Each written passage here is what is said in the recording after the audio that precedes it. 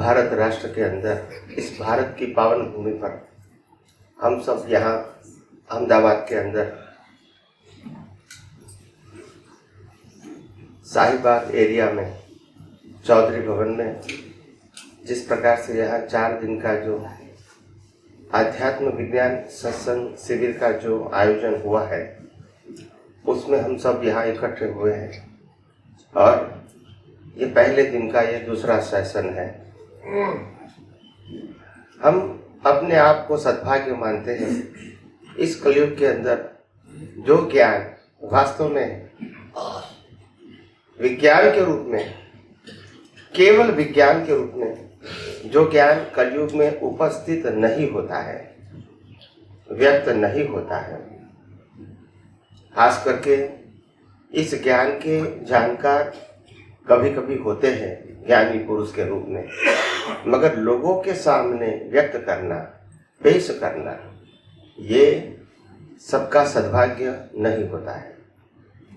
खुद सनातन सत्य का अनुभव कर सकते हैं और बहुत आगे भी बढ़ सकते हैं, मगर आम जनता के सामने ये विज्ञान को पेश करना, ये सद्भाग्य सबका होता नहीं है। क्योंकि कलयुग के अंदर, जिस कलयुग के अंदर क्रिया का भी महत्व कम है, और ये बताया गया है हमारे शास्त्रों में भी कि कलयुग में नाम ही एक आधार है। क्या बताया? इस नाम के आधार को भी आधार बना दिया, तो फिर क्रिया की तो बात कहाँ रही, और इसके ऊपर विज्ञान की तो बात आएगी ही नहीं।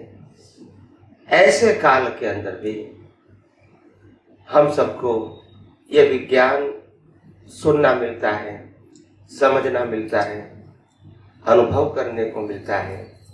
और ज्ञानी पुरुष के पास दर्शन क्या है, क्योंकि विज्ञान व्यक्त होगा तभी आपको मालूम होगा कि दर्शन क्या चीज है। दर्शन कोई नॉलेज नहीं है, कोई शास्त्र ज्ञान नहीं है, कोई किताबों का ज्ञान नहीं है, कोई पढ़ा हुआ ज्ञान नहीं है, ये अनुभव ज्ञान है। और इसीलिए सतयुग के अंदर तो ऐसा ज्ञान बहुत होता है, तीर्थंकर भी होते हैं, केवले भी होते हैं, मगर कलयुग के अंदर, और खास करके इस कलयुग जब 2500-2600 साल व्यतीत हो चुका है, ऐसे कलयुग के अंदर ये विज्ञान सुनने को मिलना, समझने को मिलना, ये दुर्लभ होता है। और इसीलिए हमारा सबका ये सद्भाग्य कि हमको ये विज्ञान सुलभ हुआ है। तो ये विज्ञान इसीलिए इम्पोर्टेंट है। यहाँ सनातन सत्य के अलावा कोई बात नहीं है। यहाँ मन, वचन, काया और उनकी अवस्थाओं को ही कुदरती रचना कहते हैं। यानी मन, वचन, काया से कोई पुरुषार्थ करना है, ये सब्जेक्ट यहाँ खत्म हो गया। समझ में आया? आप सबको समझ में आया? जब मन, वचन, काया और उनकी अवस्था मात्र कुदरती रचना बोल दिया, फिर उनके साथ पुरुषार्थ सब्जेक्ट क्या हो गया? खत्म हो गया। तो इस प्रकार से ये विज्ञान को इस कलयुग के अंदर लोगों को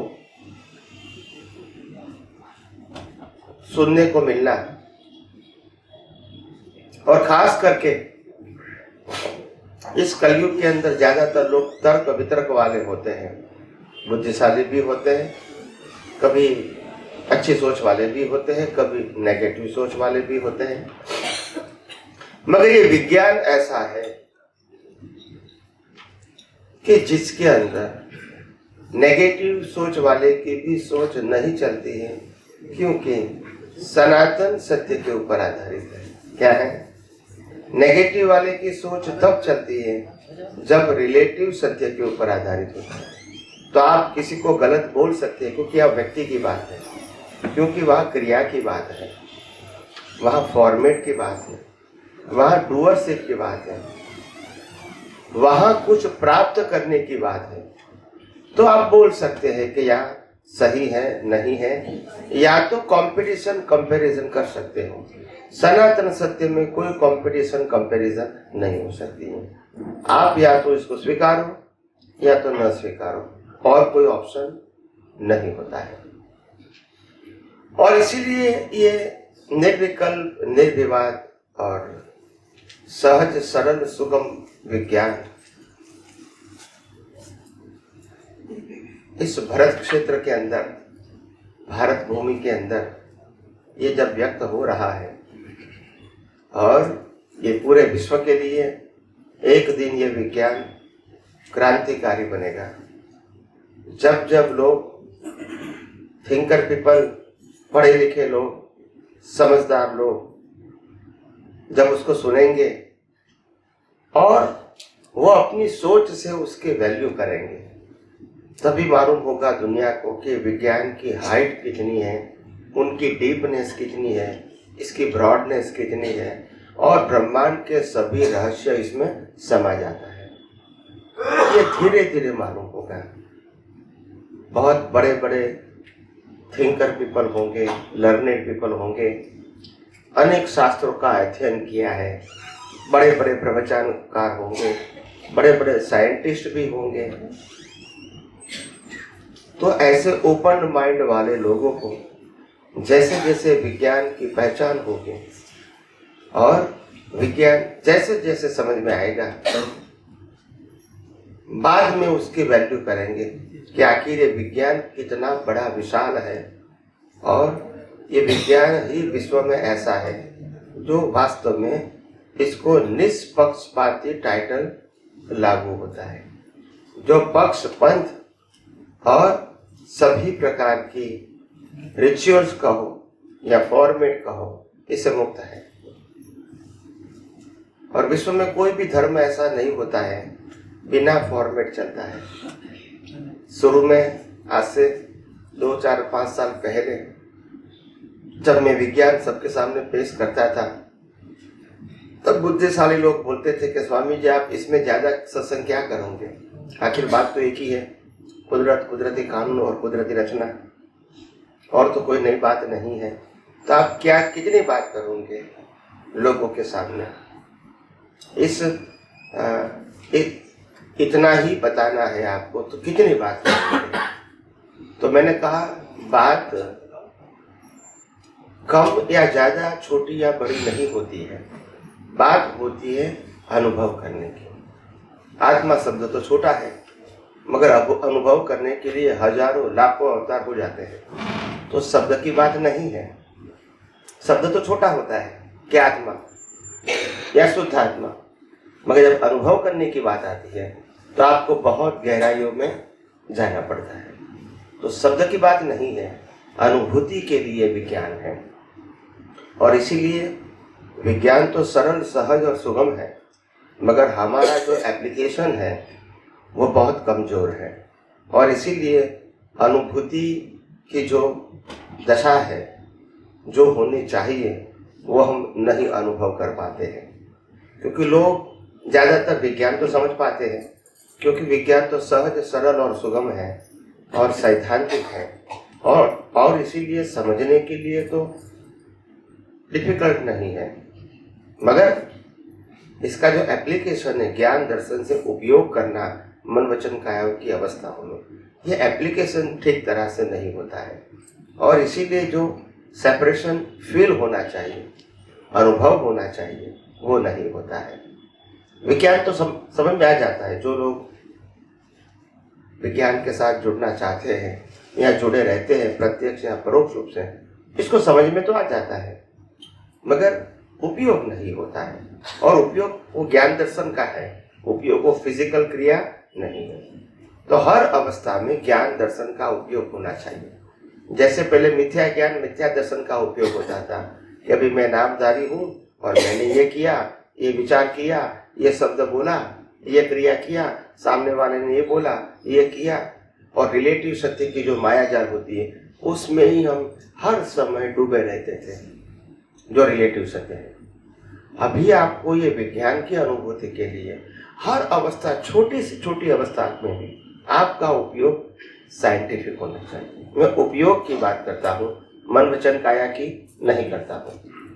आपका ज्ञान दर्शन वो उपयोग बोलते हैं, आपके मन वचन काया को मैकेनिकल बोलते हैं। समझ में आ गया? मैं जब उपयोग का शब्द बोलूं तो ज्ञान दर्शन ही आपकी दृष्टि में होना चाहिए। मैं पुरुषार्थ बोलूं तो भी ज्ञान दर्शन ही दृष्टि में होना चाहिए। ये कोई क्रिया नहीं है, फिजिकल क्रिया नहीं है। तो छोटे छोटे, अभी हम पानी पीते हैं तो भी प्रकृति और पानी पीने वाले को कुदरती रचना देखने में और अब मैं शुद्धात्मा वो लक्ष्य रखने में क्या तकलीफ है? कोई भी क्रिया करते, खाना खाते हैं, बाहर जाते हैं, किसी के साथ बात करते हैं, भले प्रकृति कोई भी क्रिया करे, मगर उपयोग में शुद्धात्मा में रह के अवस्था को कुदरती रचना देखने में क्या दिक्कत है? तो ये जो जागृति रहनी चाहिए वो जागृति कम रहती है। और इसीलिए इतना अच्छा विज्ञान मिलने के बाद और समझ में भी आने के बाद उपयोग कम होने से अनुभव कम होता है, और उपयोग कम होने से अनुभव कम होता है तो आत्मविश्वास भी कम होगा। जितना अनुभव ज्यादा इतना कॉन्फिडेंस ज्यादा, जितना अनुभव कम इतना कॉन्फिडेंस कम होगा। विज्ञान अनुभूति का विषय है, विज्ञान नॉलेज का ये धर्म नहीं है। धर्म में नॉलेज होगा और नॉलेज को फॉलो करना है क्रिया से, तो वो इसी है। यहाँ धर्म नहीं है और इसीलिए यहाँ क्रिया भी नहीं है, या नॉलेज नहीं है, या विजन है।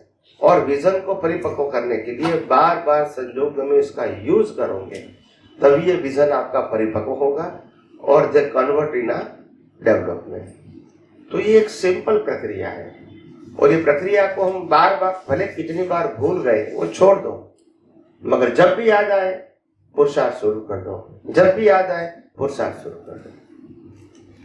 तो हमको साइंटिस्ट बनना है, हमको साइंस के टीचर नहीं बनना है। टीचर बनना मतलब नॉलेज इज इनफ।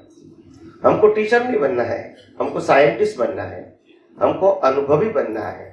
सिर्फ नॉलेज तक सीमित रहना नहीं है, आप समझे? और इसीलिए मैंने बार बार कहता हूँ मैं आपको साइंटिस्ट बनाने के लिए आया हूँ, फॉलोअर्स बनाने के लिए नहीं आया हूँ। तो साइंटिस्ट बनने के लिए आपको साइंस जितना होगा समझ में आता है वो यूज करना पड़ेगा दृष्टि से, तभी आपको अनुभव होगा। सिर्फ नॉलेज से अनुभव नहीं होगा, जानकारी से अनुभव नहीं होगा। और ये कलयुग में आपको जो विज्ञान मिल गया है ये आप सबका सद्भाग्य है, मगर आप इससे भी आगे बढ़ो, अनुभव के मार्ग में आगे बढ़ो और इतना सक्षम बनो कि आप आसानी से विज्ञान का उपयोग करके हर अवस्था में अनुभव भी कर सकें और दूसरे को भी आत्मविश्वास के साथ अपना अनुभव इसके सामने हम पेश भी कर सकें। हमारा अनुभव किसी के सामने हम रख सके ठीक तरह, सिंपल लैंग्वेज में, easily, with our own experience. तो इसीलिए ये विज्ञान जितना हो सके इतना उपयोग करो, अनुभव करो। यही वास्तव में मुक्ति का मार्ग है। अनुभूति वो शब्दों से बियॉन्ड होती है, और शब्द जब व्यक्त होते हैं अनुभूति वाले व्यक्ति के माध्यम से तो वो एक प्रकार का पाथ बन जाता है, मार्ग बन जाता है कि आपको इसी मार्ग से आगे जाना है। और जब खुद को अनुभव होता है तो फिर वो मार्ग की जरूरत नहीं है। तो ये विज्ञान एक प्रकार की लिफ्ट जैसा है, और लिफ्ट के अंदर जिस प्रकार से इंस्ट्रक्शन बताया गया है यू हैव टू फॉलो। तो यहाँ तो कोई ज्यादा इंफॉर्मेशन नहीं है, ज्ञान और दर्शन जो सम्यक है उसी को ही हमको दृष्टि से हर अवस्था में उपयोग करना है। कई लोग कहते हैं कि स्वामी जी हम कोई गलत काम करेंगे, कोई गलत विचार करेंगे, गलत जबान से बोलेंगे या गलत वर्तन करेंगे तो उस समय तो हमको उपयोग नहीं रहता है। मैंने बोला उपयोग रखने में क्या तकलीफ है? प्रकृति कुछ भी करती है, आपको तो उसको कुदरती रचना देखना है। आप जो गिल्टी फील करते हैं वो आध्यात्म विज्ञान का सब्जेक्ट नहीं है, ये रिलेटिव सत्य का सब्जेक्ट है। लाखों लोगों के मानने के बाद भी न राम ने न अर्जुन ने कभी गिल्टी फील नहीं किया है। किया था? तो गिल्टी फील करने का मतलब क्या है? यह सामाजिक और धार्मिक सत्य के हिसाब से करेक्ट है। आध्यात्म में जरूरत नहीं है। आध्यात्म में you are the only observer. आप ऑब्जर्वर हो, डूअर ओनर नहीं हो। समझ में आया? तो ऑब्जर्व करना ये हमारा काम है। प्रकृति को क्या करना न करना, मैंने आपको सुबह भी बता दिया था कि मन वचन काया का क्रिएटर, ऑपरेटर, डिस्ट्रॉयर कुदरत है और ये प्लेयर है। क्या है? हमने जो प्रोग्राम लेके आए तो ये प्लेयर के माध्यम से प्ले होता है और इसीलिए प्लेयर की कोई जिम्मेदारी नहीं होती है। फिर इतना टेंशन क्यों आपको? आप खुद प्लेयर नहीं है और जो प्ले हो रहा है वो आज की गलती नहीं है, वो पिछले अवतार की है। आपको क्यों टेंशन है? और दुनिया के लोग अगर प्लेयर की गलती को गलती बताते भी हैं तो आपको क्यों टेंशन है? आपको तो दिमाग में यही रखने का है कि कुछ तो लोग कहेंगे, लोगों का काम है कहेंगे, बस तो कहते रहेंगे, अपने को क्या है? हम जब नहीं है और नहीं हमारा कंट्रोल है तो फिर टेंशन क्यों? उनको उनके पास सोच नहीं है तो ठीक है, बोलते रहेंगे। हमको इसको कोई उनके प्रति संवाद करने की जरूरत नहीं है। तो आत्मविश्वास के साथ आगे बढ़ो। कई लोग, आज मैं अभी ही विदेश में जाकर आया बिफोर फ्यू डेज, तो ऐसे बहुत सारे लोग मेरे को मिले जो फर्स्ट टाइम मिले थे। ऐसे बहुत लोग मिले first time in his life.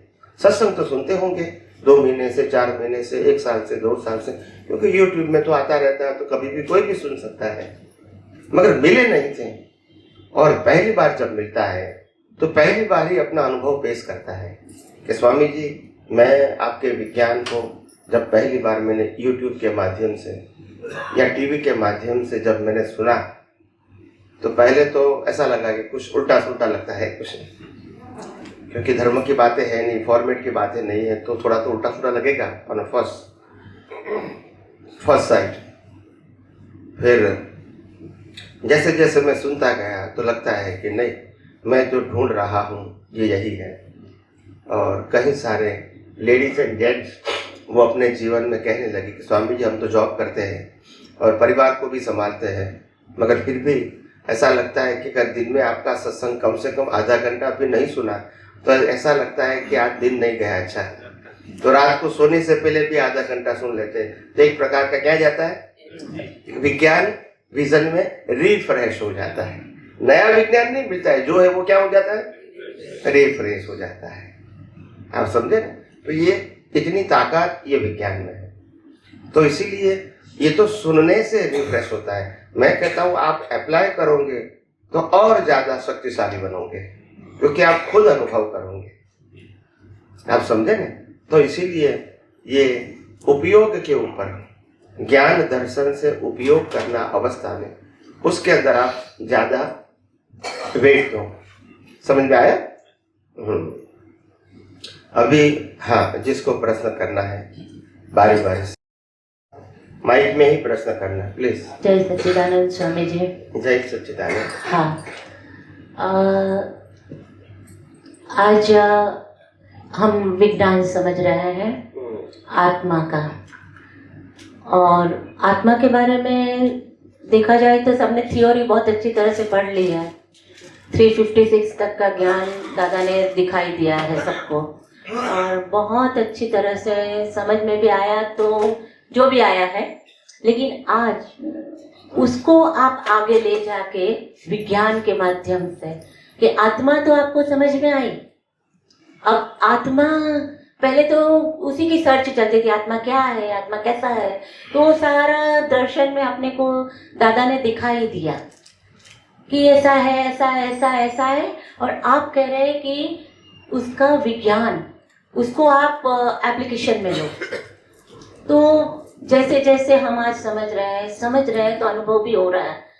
और मैं अपना खुद का अनुभव आज थोड़ा कहना चाहती एडजस्ट हो जाओ। हूँ। तो ये ज्ञान समझते समझते वो 356 की दर्शन, अभी मुझे वो आत्मा की खोज नहीं करने की है।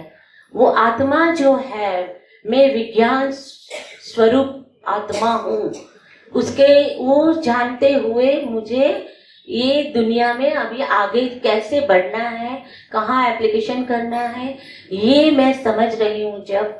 और मुझे समझ भी आता है, एप्लीकेशन करते हैं तो सेपरेट रह भी सकते हैं।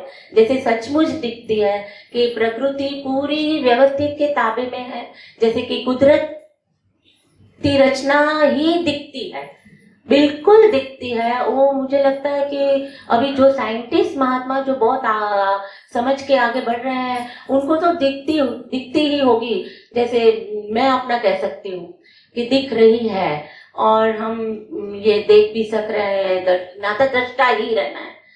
तो और इसमें आप थोड़ा हमें बताइए कि किस तरह से नाता दृष्टा ही रह सके, नाता दृष्टा ही रह सके। ये क्वेश्चन बार बार आता है मुझे। क्यों आता है? क्योंकि वो जो प्रकृति तो ऐसी फोर्स वाली ही है, लेके ही आए हैं हम। प्रकृति तो दिखती है, पहले ज्यादा दिखता था, दूसरी प्रकृति भी आती थी तो तुरंत उसको दिमाग में भी, विचार में भी वो प्रकृति आती थी ना मेरे सामने में, मैं अपनी बात कर रही, तो मुझे तुरंत उसके साथ इतना क्लैश या अच्छा पूरा दिखने लगता था। और अभी ऐसा लगता है कि नहीं, वो भी प्रकृति ही है, वो भी, मैं भी प्रकृति हूँ, और सेपरेट ही जैसे जो, और मैं उसके लिए ज्यादा जानना चाहती हूँ कि ये किस तरह से, क्योंकि अभी आत्मा का तो बारे में हमको बहुत थ्योरी समझ में आई है, ऐसा है वैसा है, ये जो बहुत, तो और इसके ऊपर थोड़ा प्रकाश डालिए तो हम उसको, जिस तरह से आप एप्लीकेशन की बात कर रहे हैं, तो वो रह सके हम जी। सबसे पहली बात ये है, हम आध्यात्म विज्ञान में, जब से मैं विज्ञान की बात कर रहा हूँ, तब से मैंने दर्शन की बात पर ही ध्यान दिया है, ज्ञान के ऊपर वेट दिया नहीं है। ज्ञान का मतलब मैं आत्मा या मैं शुद्ध आत्मा, उसके ऊपर मैंने वेट नहीं दिया है। किसके ऊपर वेट दिया है? कुदरती कानून और कुदरत, मैं उनका ऊपर ही वेट देता हूँ, क्योंकि अज्ञान निकालने के लिए यही इंस्ट्रूमेंट है। और आत्मा के ऊपर तो क्या बोलने का है, जो है वही होगा, आज नहीं तो कल, उसमें कोई चेंज है नहीं, चेंज करने का नहीं है, इसको परिवर्तन करने का नहीं, इसको ज्ञानी बनाने का नहीं, कुछ करने का नहीं है। इसका क्या रखने का है? लक्ष्य। तो इसके ऊपर वैसे भी मैं सत्संग में बोलता नहीं हूँ, आत्मा के बारे में बोलता ही नहीं है, क्योंकि जरूरत भी नहीं है। एक बार आपको बता दिया कि आत्मा क्या है, चेतन है, अविनाशी है और सभी प्रकार की अनंत शक्तियों वाला है। उससे ज्यादा हम क्या बोल सकते हैं? और बोलने की जरूरत नहीं है, वो तो है ही। अगर मैं नहीं बोलूं तो भी, तो उसमें तो कोई प्रोसेस है ही नहीं, उसमें कोई प्रोसेस नहीं है। उसमें तो जागृति रखना है कि मैं शरीर नहीं, मैं आत्मा हूं, और आत्मा इसी प्रकार का हूं। जागृति क्या रखनी है? जागृति कुदरती कानून और कुदरती रचना में रखनी है। क्यों रखनी है? क्योंकि आज तक हम मन वचन काया को, भले हमने ज्ञान लिया था, मन वचन काया को कुदरती रचना हम नहीं मानते थे। हम हर रोज बोलते चरण विधि में, मन वचन काया की अवस्था मात्र कुदरती रचना है, हर रोज बोलते थे, मानते नहीं थे, क्योंकि क्रिया को ही हम पुरुषार्थ मानते थे। यह सुन लो, मैं ज्ञान लेने के बाद की बात करता हूँ, पहले की बात नहीं करता हूँ। तो नहीं था, ये मशीन है, ये प्लेयर है, उसके पास इसका क्रिएटर और ऑपरेटर कुदरत है, वो मालूम नहीं था। ज्ञान लेने के बाद समझ में आया। और प्लेयर की कोई गलती हो ही नहीं सकती है, ये विज्ञान कहता है। पहले तो था मैं ही गलती करता हूं और मेरे को ही माफी मांगनी है। मैं अभी बात करता हूं केवल किसकी बात करता हूं? दर्शन की। इसमें ज्ञान नहीं आएगा। मेरे 4 दिन सत्संग में ज्ञान की बात ही नहीं आएगी, दर्शन की ही आएगी, क्योंकि दर्शन ही मिथ्या है। ज्ञान तो आपका सम्यक हो गया है, मैं शुद्ध आत्मा हूं, तो उसमें तो कुछ करना ही नहीं है। जो शुद्धि करनी है किसमें करनी है? दर्शन में। तो दर्शन का जो अज्ञान है, इसी से हम संसार में से बाहर नहीं निकल पाते हैं। Relative truth, relative view point, उससे हम बाहर नहीं निकलते क्योंकि दिखता वही है ना, दिखता वही है। श्रीमद राजचंद्र जी, जैसे राजचंद्र जी ने बोला, जे पद श्री सर्वज्ञ ने दीठु ज्ञान मा, कही सक्या नहीं पढ़ते श्री भगवान जो, तेह परम पद प्राप्ति नु कर्यु ध्यान में, तो पर निश्चय राजचंद्र मन्ने रहो, प्रभु आज्ञाए थासु तेज, હું રાજચંદ્ર રહ્યું એ દેહાદ્યાસ। એટલે એવું નથી કે હું આત્મા છું એ ખબર નથી, પણ દેહાદ્યાસ ગયો, ધેટ્સ ઇટ। એટલે આત્મા શું એવું લક્ષમાં તો છે, પણ શ્રીમદ રાજચંદ્ર નથી તે ગયું નહીં એમ, એને देहाध्यास कहवाए। तो कहने का मतलब यह है कि हमको दर्शन शुद्धि ही करना वो अध्यात्म विज्ञान है। ज्ञान शुद्धि नहीं करना है, आत्मा तो शुद्ध ही है। आत्मा जो शुद्ध है, शक्तिशाली है, अविनाशी है, इसको लक्ष्य में रखना है क्योंकि वो तो है। मगर दर्शन अशुद्ध है, क्या है? और दर्शन अशुद्धि के कारण अगर दर्शन को शुद्ध करना है, दर्शन अशुद्ध क्यों है? ये प्रकृति मैं हूं, ये प्रकृति को चलाने वाला मैं हूं, ये प्रकृति की सत्ता संपत्ति सबन साधन मेरे हैं, ये प्रकृति जो भुगतान कर रही है वो भुगतान करने वाला मैं हूं। और सही ज्ञान है, और इसके निकालने के लिए विज्ञान चाहिए। आपने कहा व्यवस्थित शक्ति का ज्ञान, ऑफ कोर्स वो सही है, मगर व्यवस्थित शक्ति समझने से कुदरत, कुदरती कानून, कुदरती रचना समझ में नहीं आया था। कोई भी व्यक्ति आकर पूछेंगे कि आपने ज्ञान लिया? हाँ लिया। ये दुनिया कैसे चलती है? तो बड़ा व्यवस्थित से। व्यवस्थित का मतलब क्या? बस दादा ने बताया, दैट इज आंसर। वहां क्या हो गया? स्टॉप हो गया। तो कोई साइंटिस्ट आपकी बात नहीं मानेंगे क्योंकि आपका एक्सप्लेनेशन रेडीमेड है। रेडीमेड समझते हैं? You are not talk scientifically. और साइंस को क्या चाहिए? साइंटिफिक प्रोसेस चाहिए। They don't need the words, they don't need the word, they need the process. Process को साइंस बोलते हैं, शब्द को साइंस नहीं बोलते हैं। और इसीलिए मैंने कहा मैं आपको टीचर बनाने के लिए नहीं आया हूं, साइंस के टीचर बनाने के लिए नहीं आया हूं, साइंटिस्ट बनाने के लिए आया हूं। So you have to first realise, then you can explain to the other people. अनुभव करो, मैं सिर्फ बताने के लिए नहीं आया हूं, आप खुद अनुभव करो। तो इसीलिए फिर कुदरती कानून और कुदरत जो समझ में आ जाएगी तो आपको समझ में आ ही आएगा कि ये तो मन वचन काया का क्रिएटर भी वो है, ऑपरेटर भी वो है, डिस्ट्रॉयर भी वो है। तो फिर हमारा रोल कहाँ रहा? अगर ये शरीर का क्रिएटर, ऑपरेटर, डिस्ट्रॉयर जब कुदरत है ऐसा समझ में आ जाता है तो एक बात तो आपके विजन में क्लियर हो गई कि यहां हमारा रोल नहीं हो सकता है। इधर क्लियर हो गया है। तो जो पहले हमारी सोच थी, ज्ञान लेने के बाद जो सोच थी कि हमको ये करना है, ये करना चाहिए, ये करना चाहिए, ये करना चाहिए, ये नहीं किया तो अच्छा नहीं, ये तो करना ही पड़ेगा, ये सब्जेक्ट क्या हो गया? खत्म हो गया। फिर प्रकृति के अंदर जो गलती वाली प्रकृति है, क्रोध, मान, माया, लोभ, राग, द्वेष वाली, इसमें डीप जाने की प्रोसेस भी क्या हो गई? फिर इसके लिए प्रायश्चित करने की भी प्रक्रिया क्या हो गई? खत्म हो गई। अभी मन वचन काया खुद गलती करे और प्रायश्चित करे तो वो हमारे लिए तो कुदरती रचना है। अभी पुरुषार्थ टाइटल, पहले पुरुषार्थ था इसलिए लोड था, और इसलिए लोड था इसलिए गलती हम करते थे, इसका भी लोड था। माफी हमको मांगनी थी, उसका भी लोड था। अभी गलती भी हम नहीं करते हैं, माफी भी नहीं मांगते। समझ में आया? तो ये पूरा जो पैकेज है वो क्लियर हो गया। कोई भी साइंटिस्ट को बोलेंगे कि शरीर का ये मन वचन काया का क्रिएटर, ऑपरेटर, डिस्ट्रॉयर कुदरत है और इसमें हम पुरुषार्थ टाइटल कोई एंगल से लगता ही नहीं है, तो फिर वो समझेगा तो फिर पुरुषार्थ करने वाला कौन है? तभी बात आएगी प्रतिष्ठित आत्मा की। मगर जहां तक प्रकृति ही पुरुषार्थ करेगी तो प्रतिष्ठित आत्मा की बात जरूरत ही नहीं है। क्या जरूरत है? यहां पुरुषार्थ नहीं कर सकता है प्रकृति, और पुरुषार्थ करना जरूरी है। तो सेकंड क्वेश्चन आएगा, पुरुषार्थ कौन करेगा? मगर जहां तक प्रकृति ही पुरुषार्थ करती है तो फिर कौन करेगा? वो प्रश्न आएगा ही नहीं। आए कैसा आएगा जब ये कहता है कि इससे ही पुरुषार्थ करना है, हमको जो भी करना है वो इससे ही करना है, तो फिर पुरुषार्थ करने वाला कौन? वो प्रश्न नहीं रहेगा।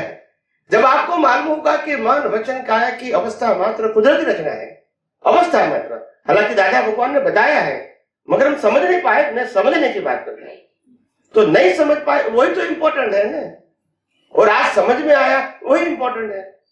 दादा भगवान ने व्यवस्थित शक्ति कहा था, उसमें कोई कमी नहीं थी, क्योंकि उसका तो अनुभव था मगर आपका अनुभव नहीं था ना। आपके पास कोई साइंटिफिक एक्सप्लेनेशन नहीं था। यू हैव ओनली वर्ड्स के व्यवस्थित, व्यवस्थित शब्द था। जैसे पहले हम क्रमिक मार्ग में क्या बोलते थे कि जो भी होता है मेरे कर्मों का फल है, पहले यही बोलता था ना। There is no scientific process, मगर जो शास्त्रों में लिखा और पढ़ा हुआ है वही हम सुना हुआ, वही बोलते थे क्या है, तो ये मेरे कर्मों का नहीं बोलते थे ना। इसमें कोई साइंटिफिक प्रोसेस की बात नहीं करते थे। ऐसे यहाँ भी वो करते थे। अभी आपको मालूम हुआ कि कुदरत, कुदरती रचना और कुदरती कानून, तो ये प्रक्रिया हुई। क्या हुई और कैसे समझाया विज्ञान में? ये ब्रह्मांड पूरा 6 तत्वों से बना है और ये मन वचन काया भी 6 तत्वों से बना है, और मन वचन काया और ब्रह्मांड की हर अवस्था भी 6 तत्वों से बनी है। समझ में आया? पृथ्वी का है, जल का है, वायु का है, अग्नि का है, वनस्पति का है, सब में जीव है और बाकी 5 तत्व तो है ही। जब चेतन और जड़ है तो बाकी के 5 तत्व तो रहेंगे, गति सहायक, स्थिति सहायक, टाइमिंग। कभी लोग कहते कि पैर में गति सहायक कहां से आएगा? मैंने वो पैर वृद्धि होती है वही तो गति सहायक है। तो वृद्धि कैसे होगी? ये हलन चलन करना वही गति सहायक नहीं है? ये ब्रीदिंग लेता है, डाइजेस्ट होता है, ग्रो होता है, ये गति सहायक तत्व है। लोगों को समझ में नहीं आएगा ना। लोग एक ही एंगल देखते हैं कि मूंग होता है, वो ऐसा नहीं है। ग्रो होता है वो भी गति सहायक तत्व है। एनीवे, तो कहने का मतलब है कि ये दुनिया पूरी 6 तत्वों से ऊपर कुछ नहीं है। पिंडे सो ब्रह्मांड है, तो पिंड में है वही ब्रह्मांड में है, और ब्रह्मांड में वही पिंड में। तो आपको समझ में आ गया पहले कि 6 तत्व से ऊपर कोई दुनिया नहीं है ऐसा तत्व के रूप में। सेकंड स्टेप आएगा, तो फिर ये 6 तत्व तो चेतन है, और चेतन क्या परमानेंट है, तो उसका रोल कैसे बनेगा? तभी आया कुदरती कानून। दिन होना, रात होना, ठंडी गर्मी, बारिश होना, भर्ती होना, ओट होना, पूनम और अमास होना, सूर्य ग्रहण, चंद्र ग्रहण होना, ये सब जो होता है ये कुदरती कानून से होता है। कोई व्यक्ति का या कोई गवर्नमेंट का कानून नहीं है। दिन होना, सुबह होना, शाम होना, रात होना, सूर्योदय होना, सूर्यास्त होना, किसका कानून है? कुदरत का कानून है। और हमारा पूरा जीवन, जन्म से मौत तक जो भी अवस्थाएं होती है वो कौन से कानून से चलती है? कुदरत के। क्यों कुदरत के कानून चलती है? क्योंकि ये दुनिया का संचालक कुदरत है। कौन है? कुदरत है। और कोई भी व्यक्ति दुनिया के अंदर इस संचालक से ऊपर या बाहर नहीं जा सकते। Control and govern by the law of nature. Either वो राम है, कृष्ण है और महावीर है।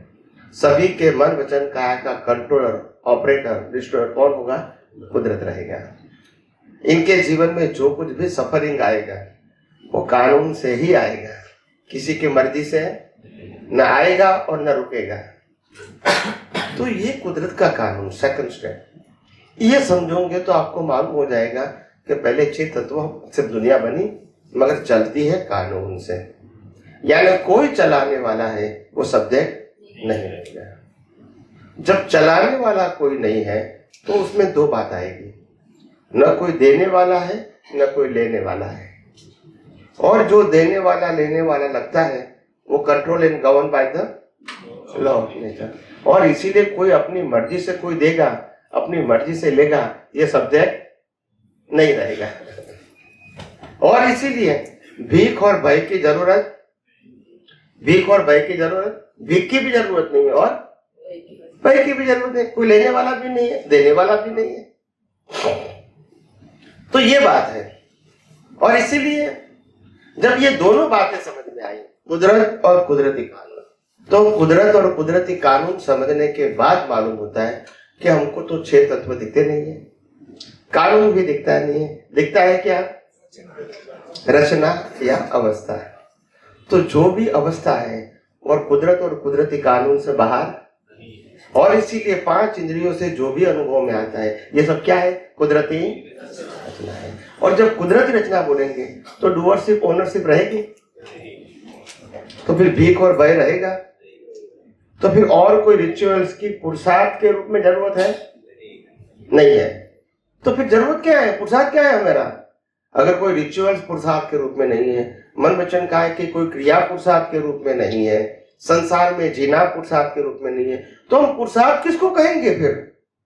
तो पुरुषार्थ इसको कहेंगे ये जन्म से मौत तक मन वचन काय की सभी अवस्था और 5 इंद्रियों से अनुभव में आती पूरी सृष्टि को अगर हम कुदरती रचना देखते हैं तो उससे बड़ा कोई पुरुषार्थ ही नहीं है। अगर कुदरती रचना देखते हैं तो फिर रागद्वेष नहीं होगा, मालिकी भाव नहीं होगा, कर्ता भाव नहीं होगा, भीख नहीं रहेगी, भय नहीं रहेगी, और तभी तो मालूम होगा कि मैं आत्मा, मैं शरीर नहीं, मैं शुद्धात्मा हूं। और तभी तो उसकी खुमारी आएगी। किसका भय? मृत्यु का भी भय नहीं, सत्ता, संपत्ति, संबंध और साधन, आने का जाने का कोई भी भय नहीं, क्योंकि है ही नहीं। तो फिर मेरा है तो भय है ना। ये तो प्रकृति का है, प्लेयर का है, और मैं प्लेयर को मिला भी और चला भी गया, और प्लेयर को जला भी देंगे एक दिन, मगर प्लेयर के साथ मेरा कोई कंसर्न नहीं है, because I am the live and the player is mechanical. मैं जीवित हूं, मैं चैतन्य हूं, और प्लेयर जड़ है, मैकेनिकल है, तो उससे मेरा कोई कंसर्न। और इसीलिए ज्ञानी पुरुष दादा भगवान ने बताया प्रकृति का एक भी गुण मेरे में नहीं है और मेरा एक भी गुण, गुणों से हम दोनों भिन्न थे और भिन्न ही है और भिन्न ही रहेंगे, मगर सामीप्य भाव से भ्रांति उत्पन्न होती है और हम जुड़ जाते हैं। और यहाँ कुदरती रचना देखा तो सामीप्य भाव नहीं रहेगा। अभी कितना सिंपल और सरल है। तो कुदरती रचना देखना, उसमें सभी प्रकार का विज्ञान आ गया। Solution of your all question, master key of your all solution, of your all puzzle, of your all question, इसकी मास्टर की है। क्या है? मास्टर की। And that is the હું વિજ્ઞાન સ્વરૂપ છું। बाद में तुम देखो, अगर मैं विज्ञान स्वरूप नहीं हूं तो कॉज इफेक्ट कैसे आएगी? ये जड़ को क्यों नहीं होता है? ये भी कुदरती रचना है, मगर इनको कॉज इफेक्ट क्यों नहीं है? उनकी लाइफ तो है, मगर कॉज इफेक्ट नहीं बोलेंगे इसको। चेतन नहीं है ना, तो चेतन है और विज्ञान स्वरूप है, तभी तो कॉज होगा। क्योंकि विज्ञान स्वरूप है तभी तो मिथ्या ज्ञान, मिथ्या दर्शन होगा, जड़ को नहीं है। तो फिर कॉज कैसे होगा? तो इफेक्ट कैसे आएगी? तो कॉज इफेक्ट तब होता है जब आत्मा की हाजिरी होती है, चैतन्य स्वरूप। अगर वो नहीं तो कॉज भी नहीं है और इफेक्ट भी। मुर्दे को कॉज इफेक्ट, क्योंकि आत्मा नहीं है। मुर्दा तो है, शरीर ही है, मगर कॉज इफेक्ट क्योंकि आत्मा नहीं है। तो आत्मा विज्ञान घन स्वरूप है, तभी तो अज्ञानता से कॉज बनेंगे और भुगतान भी होगी। मुर्दे को जला दिया जाएगा, इसको भुगतान नहीं कहेंगे। क्यों नहीं कहेंगे? आत्मा नहीं है। तो ये विज्ञान स्वरूप होने के नाते मैन मेड ग्लास, क्या बताया? मैन मेड ग्लास करोड़ों किलोमीटर दूर का आपको यहां दिखा सकता है, तो आत्मा की शक्ति कितना दूर बता सकती है? You can image. ये पावर हमारे आत्मा के अंदर है।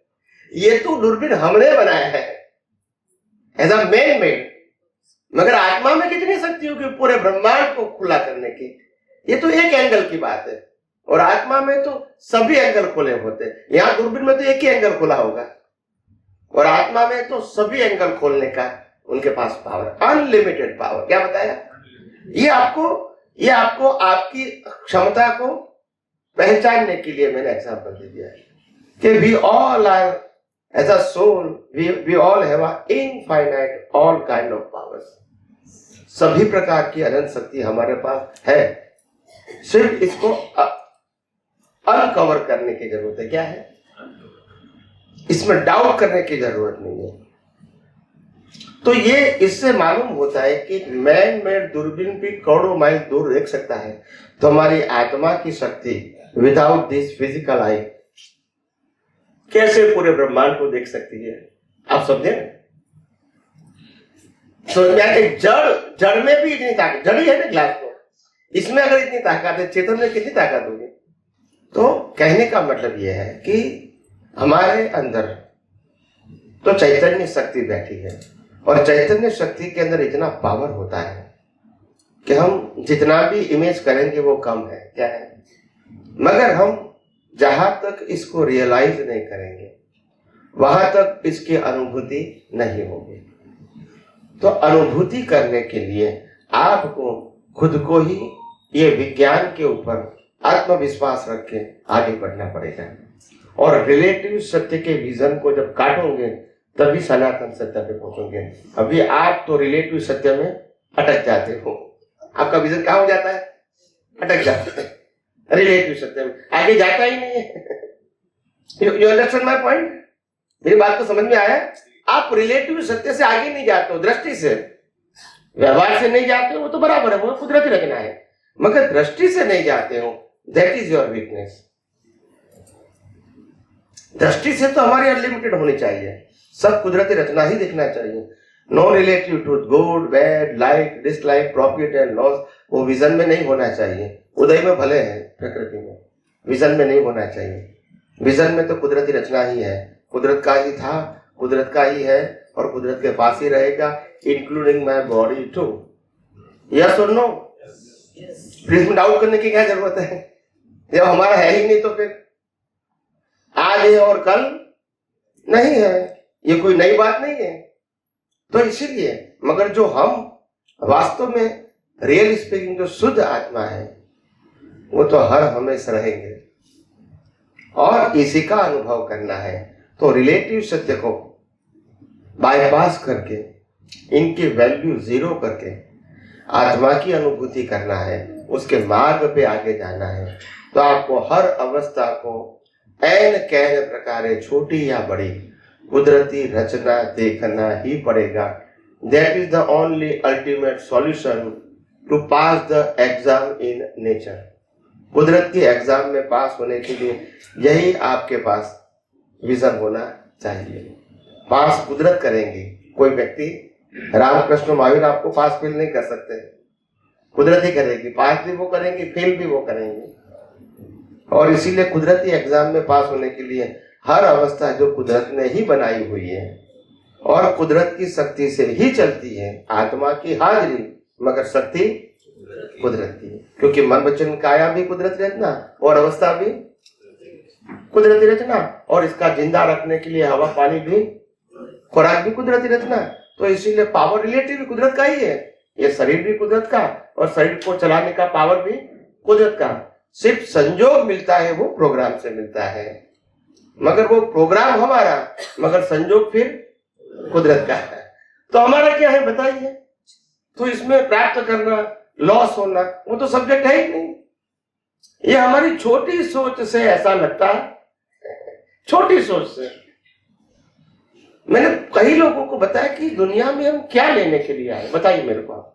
You are the thinker person. आप सोचो, आप इस दुनिया में से कुछ भी लेकर नहीं आए थे और कुछ भी लेकर नहीं जाओगे। इवन दो आपकी डिग्री भी साथ में नहीं आएगी, सत्ता संपत्ति संबंध और साधन भी साथ में नहीं आएंगे, शरीर भी साथ में नहीं आएगा। तो आप इस दुनिया में क्या प्राप्त करने के लिए आए हैं? बताइए, बताइए क्या प्राप्त करने के लिए आए हैं? वो मालूम नहीं, बोला हम तो कुछ नहीं ले जाएंगे, तो बोला कुछ नहीं ले जाने के लिए फिर अब मालूम ही नहीं किसी को, मतलब ये सोचते भी नहीं है ना, सोचते भी नहीं है। कि हम इसको सोचे तो सही। कुछ त्याग करने की तो बात है नहीं, मगर समझो तो सही। तो कम से कम दुनिया की जो वास्तविकता है, फैक्ट ऑफ यूनिवर्स, वो तो आपको समझ में आए। अभी तो भ्रांति में जी रहे हैं, और भ्रांति में टेंशन से जी रहे हैं। आपके पास है क्या? टेंशन के अलावा क्या है आपके पास? कुछ नहीं है। हर समय टेंशन, हर समय टेंशन, हर समय टेंशन। क्यों टेंशन है? क्योंकि लाइफस्टाइल ही ऐसी लेकर आए हैं। और इसीलिए मैंने कहा अभी लाइफस्टाइल टेंशन वाली तुम्हारी है, और फिर मैं आपको 5-10 और क्रिया बता दूं तो टेंशन बढ़ेगा या कम होगा? मैं कहूंगा आपको ये नित्य तो करना ही पड़ेगा, फिर और नहीं होगा तो बोला नहीं हुआ, नहीं हुआ। फिर कोई कहेंगे क्यों नहीं करते हो? क्या करेंगे, घर में इतना काम है, टाइम तो मिलना चाहिए, तो तुम्हारी प्रगति नहीं होगी। यही होता है। गोल बताइए ना सर, यहाँ आने का गोल बताइए, क्योंकि नहीं बाहर निकलना भी हमारे हाथ में नहीं है, जाना भी हाथ में नहीं लगता है। तो हमको बाहर लाया क्यों? कुदरत का गोल क्या है? कुदरत का गोल तो आपको इस दुनिया के अंदर सभी प्रकार की एग्जाम में पास होके अपने खुद की अनुभूति करो, with qualification and with experience. अभी आप रो फॉर्म के अंदर निगोद में है, अनुभव के फॉर्म में नहीं है, और इसीलिए मगर जब प्रोसेस पास करोगे तो आप खुद को ही रियलाइज कर पाओगे। जैसे रो डायमंड होता है, रो डायमंड जो क्वारी में होता है उसकी वैल्यू इतनी नहीं होती है, मगर वो डायमंड को निकाल के जब इसको पहन लगाते हैं तभी उसकी वैल्यू होती है। और रो गोल्ड होता है, उसकी भी इतनी वैल्यू नहीं होती है, मगर इसको प्रोसेस करके उनके अंदर से जो पत्थर या कचरा निकाल के जो लिक्विड अलग करके जो उसको 22-24 कैरेट का जो गोल्ड बनाते हैं प्योर, उसकी वैल्यू। तो हर बात में प्रोसेस तो होता है तभी तो वैल्यू होती है। तो यहाँ भी क्या है? प्रोसेस है। प्रोसेस का मतलब पास होने की प्रोसेस।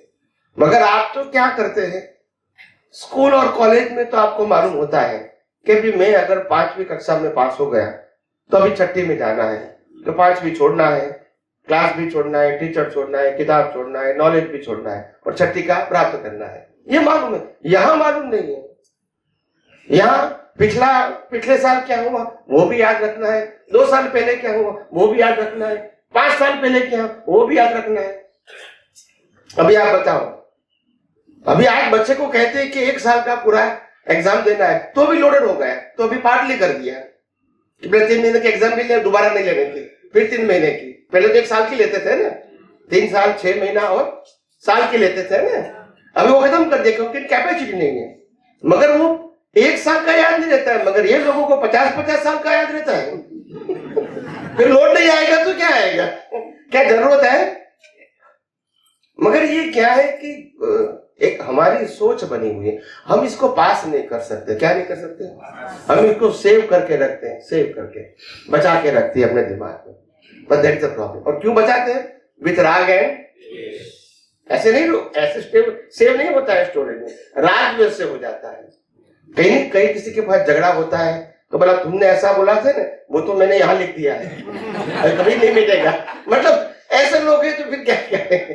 तो ऐसे भी लोग होते हैं। तो कहने का मतलब मेरा ऐसा है कि कुदरत ये कहती है कि जो भी आपका चला जाता है भूल जाओ, क्योंकि मैं भी भूल गया हूं। कुदरत क्या कहते हैं? जब मैंने आपको पनिशमेंट दे दिया कि आज 29 तारीख है, 28 तारीख तक का मैंने आपको पनिशमेंट इस लाइफ में दे दिया, अब मैं दोबारा आपको नहीं दूंगा, फिर तुम क्यों भूलते नहीं है? मैं भी भूल गया, कुदरत भूलते है, मगर इंसान नहीं भूलता है। आप समझे? तो कुदरत भूलने का कहती है, जो आपने सफर गलती किया था उनका सफर ही मिल गया, अभी भूल जाओ, लिव इन अ प्रेजेंट। मगर हम ऐसा नहीं करते हैं। ये कमजोरी है। क्यों नहीं करते?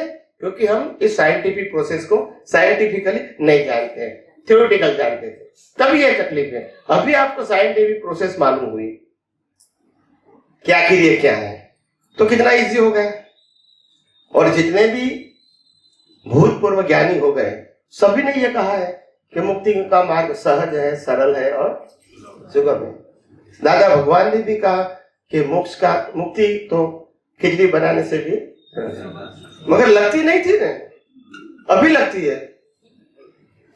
अभी कुछ करने का है तो फिर और छोड़ने का भी, फिर क्या तकलीफ है। और दूसरी बात, जो हम कई प्रकार के शब्द जो बोलते हैं वो मीनिंग मालूम नहीं है हमको, तो ऐसे बोल देते हैं और व्यवहार में तो ऐसा चलता रहता है। ज्ञाता दृष्टा और देखना जानना दोनों शब्दों का मीनिंग अलग है, एक नहीं है। ज्ञाता दृष्टा स्वभाव को लागू होता है, देखना जानना पुरुषार्थ को लागू होता है। मगर हमको भी मालूम ही नहीं, प्रतिष्ठित आत्मा के पास ज्ञाता दृष्टा स्वभाव होता ही नहीं है, आत्मा के पास होता है। स्व पर प्रकाशक वो ज्ञाता दृष्टा है, पर को देखना वो ज्ञाता दृष्टा नहीं है, और पर को देखना और जानना वो देखना जानना है, वो प्रतिष्ठित आत्मा का स्वभाव है। मगर हम कहते हैं प्रतिष्ठित आत्मा भी ज्ञाता दृष्टा है, तो क्योंकि हालांकि किताबों में भी ऐसा लिखा है, ऐसा नहीं लिखा है, तो लोग समझ नहीं पाते। ज्ञाता दृष्टा वो परमानेंट को लागू होता है और देखना जानना वो टेम्पररी को लागू होता है, और इसीलिए वहां पुरुषार्थ है। ज्ञाता दृष्टा में पुरुषार्थ नहीं है, स्वभाव है। मगर ऐसे बोलते रहते क्योंकि मीनिंग नहीं मालूम है।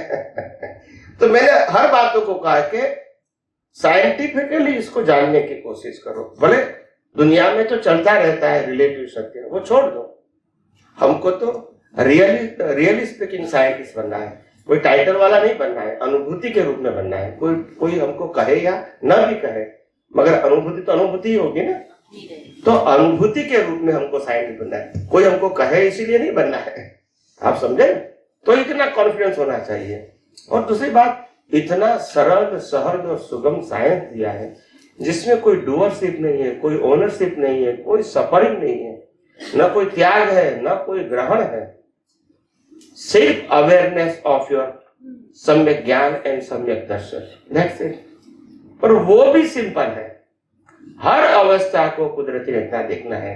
और कुदरती रचना जब देखते हैं तो मालूम होना चाहिए इंक्लूड कुदरत और कुदरती कानून इसमें आ गए हैं।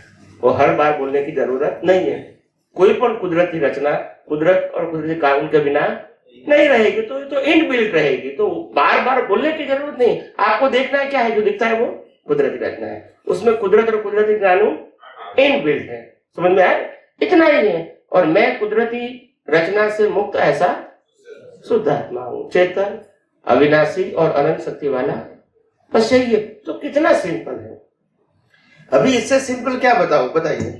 ये जवाब बहुत बार देना पड़ता है सर।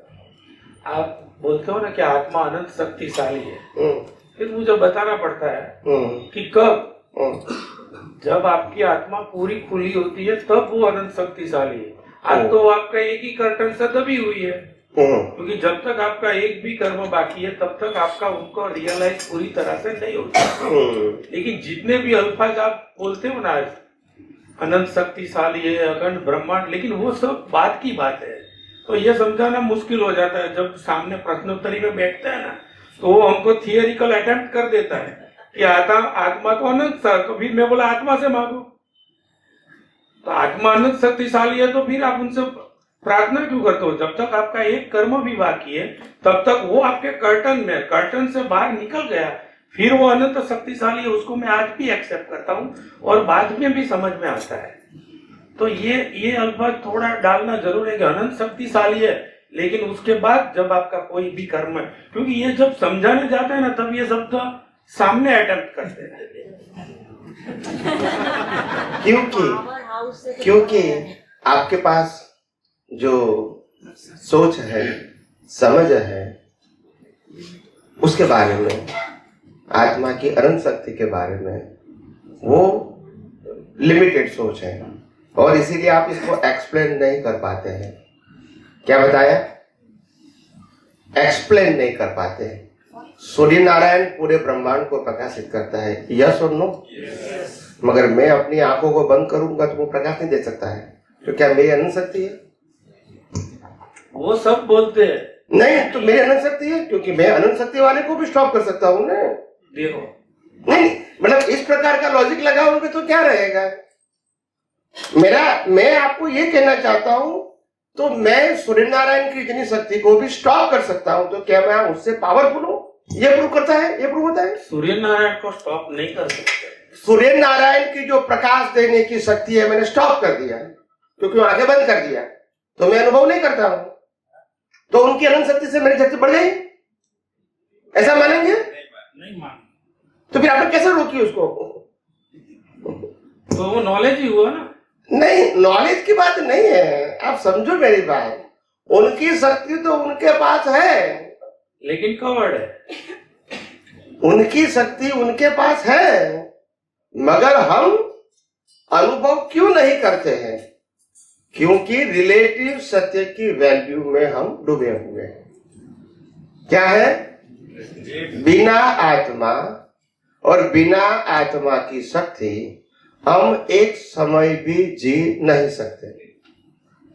वो एक्सेप्ट, एक समय के लिए भी हम जी नहीं सकते। आप समझे?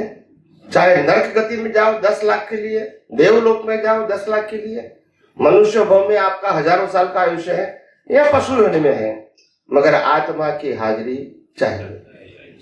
आत्मा तो की ये हाजिरी अगर उनकी अनंत शक्ति नहीं है तो फिर क्यों सभी जगह पे चाहिए? वो तो फल है ना सर, वो अपना जो बीज है उस फल तो इसकी बात है, मैं आत्मा की प्रेजेंस की बात करता हूँ। आत्मा की प्रेजेंट सही, उसके बिना नहीं, कोई भी इनके उनकी प्रेजेंस के बिना कुछ भी कर सकती है प्रकृति? नहीं कर सकती। देखो, और प्रकृति जो कुछ भी करती है आत्मा की हाजिरी से, सुनो मेरी बात, आत्मा की हाजिरी से प्रकृति जो कुछ भी करती है उसमें आत्मा कुछ नहीं करता। क्या बताया? आत्मा मगर उसकी हाजिरी के बिना। और प्रकृति जो करती है उसमें भी प्रकृति कुछ नहीं करती। नहीं, प्रकृति करती है, वो आत्मा की हाजिरी से कुछ कर सकती है, मगर वो इसमें आत्मा कुछ नहीं करता है।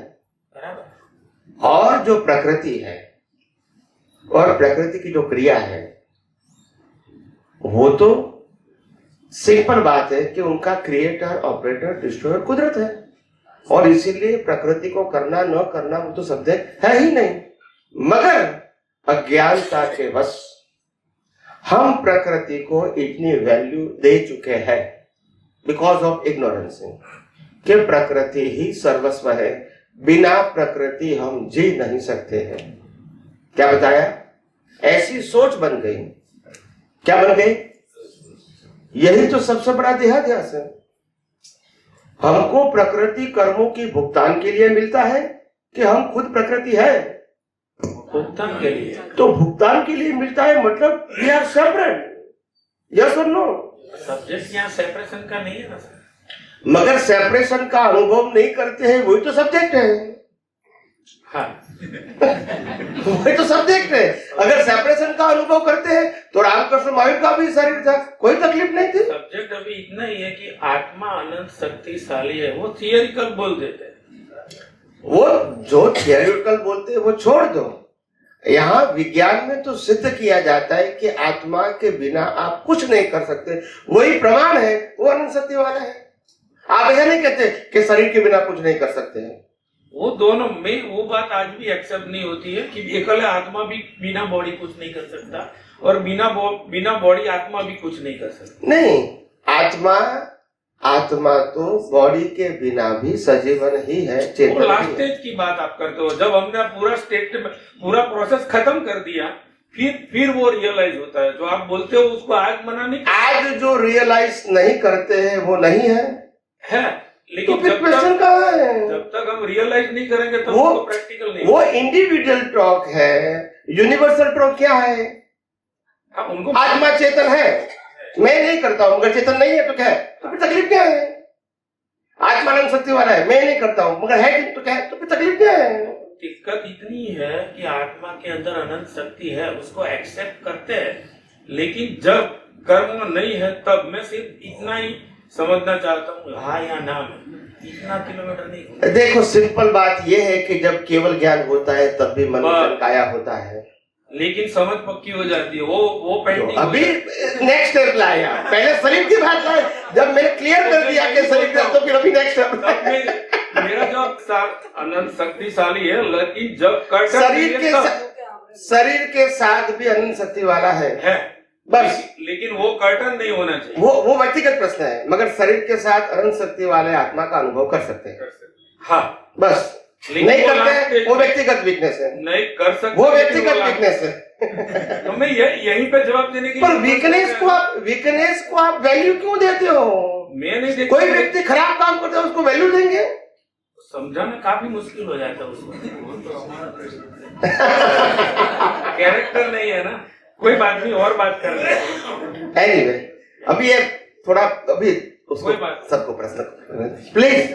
जय सच्चिदानंद स्वामी जी। प्लीज स्वामी जी, अभी तो ये तो मैं शुद्धात्मा हूँ, उधर तो 1% भी क्या है डाउट नहीं है, मैं शुद्धात्मा ही हूँ। और एक होता है ये तो चेतत्व से एक कुदरत के कारण चल रहे हैं ये चेतत्व। तो वो तो पहले ये चेतत्व को देखने के लिए प्रैक्टिस कर रही थी। और तो क्या है चेतत्व कैसे होता है, हर एक संजोग में चेतत्वों को देखना है। ऐसे बाद में क्या हो गया, हर एक संजोग में चेतत्व होता ही है और मैं शुद्धात्मा ही हूँ, ये तो होता है।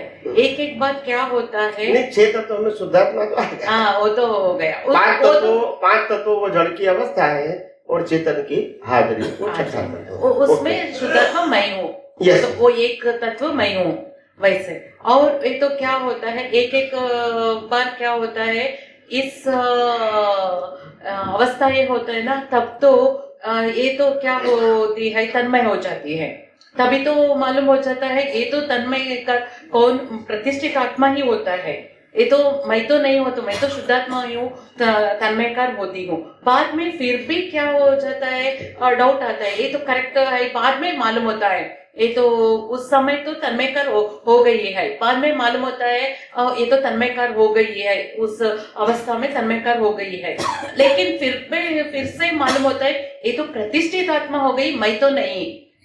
ऐसे वो तो करके चलते हैं ना, वो तो चेतत्व मालूम ही होता है, हर एक संजोग में चेतत्व होना ही है, ये भी पक्का मालूम हो गया। फिर भी ये तो होता है ना, प्रतिष्ठित आत्मा तन्मयकार हो जाता है ना, तब तो ये तो ठीक से चल रहे हैं। तो नहीं तो इसको कुछ प्रतिष्ठित आत्मा 2 प्रकार के हैं।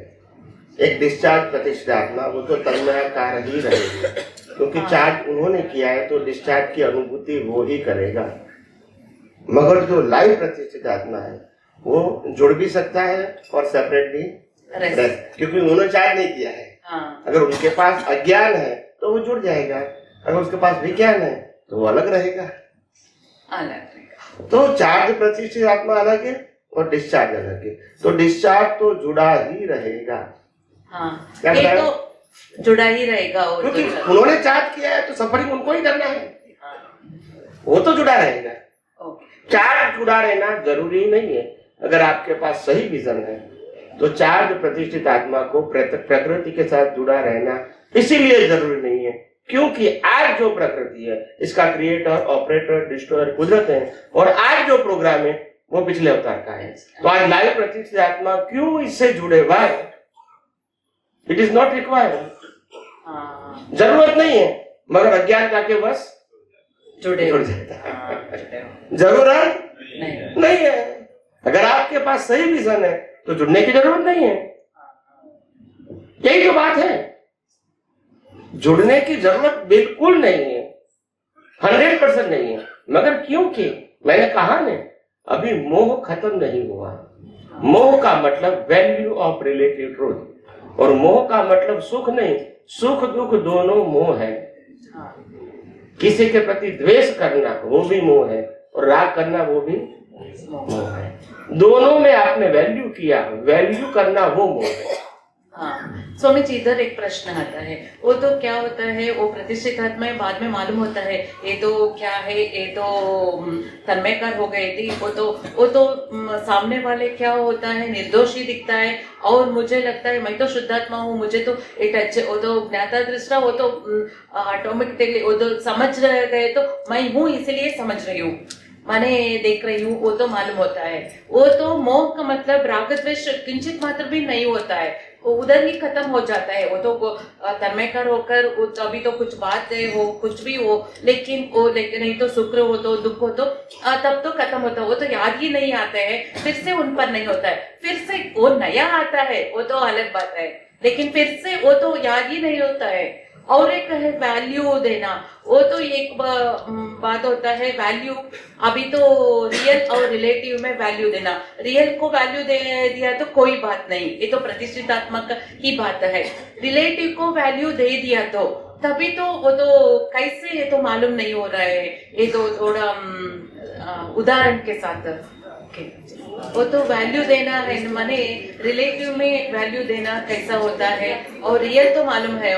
वो तो शुद्धात्मा में रह गए तो वो तो रियल का ही होता है। रिलेटिव में कैसे, वो उदाहरण के साथ तो बोल दिया तो हम चेक करने को इजी हो। रिलेटिव के वैल्यू देने का मतलब क्या होता है?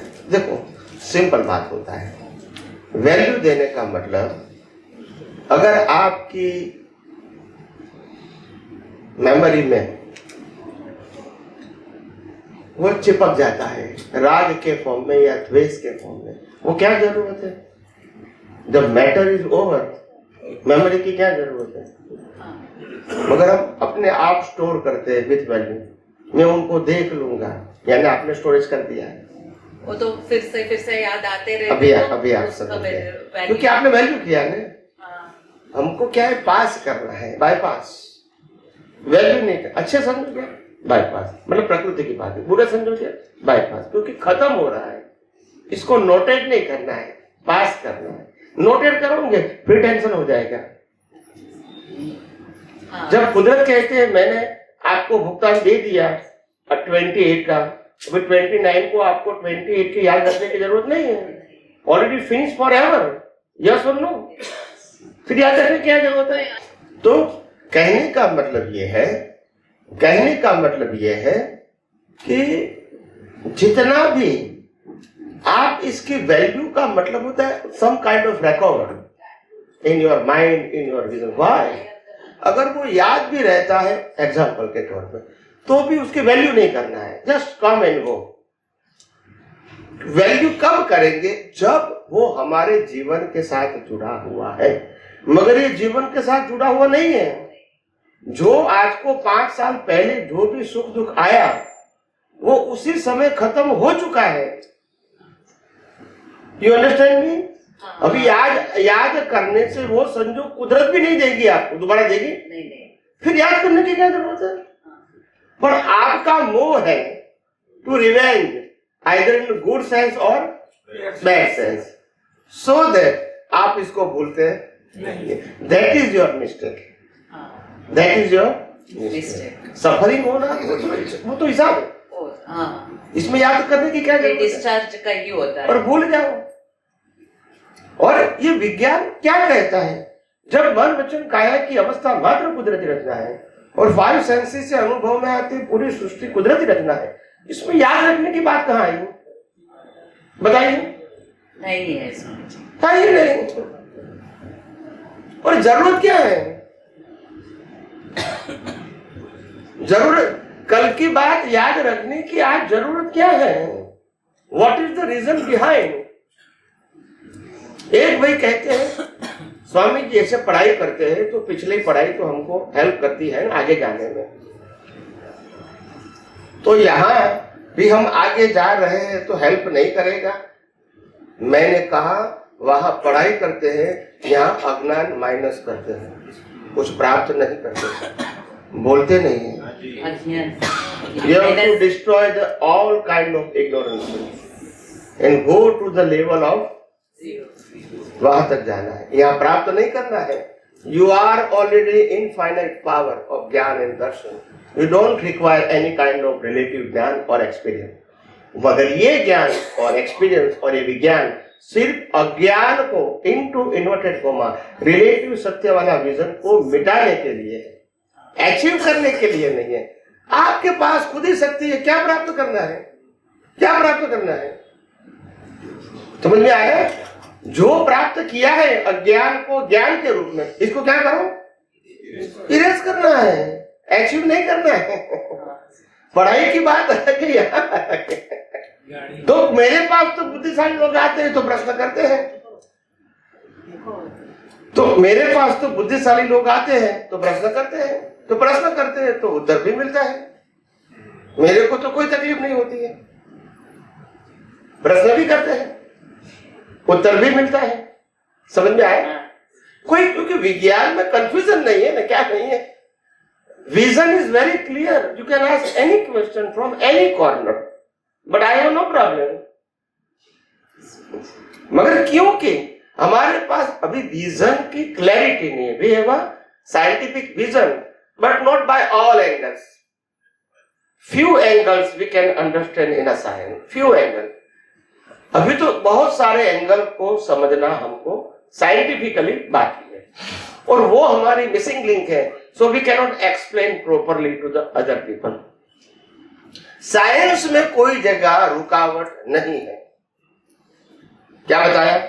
मगर हम समझ नहीं पाए हैं तो एक्सप्लेन नहीं कर पाते हैं।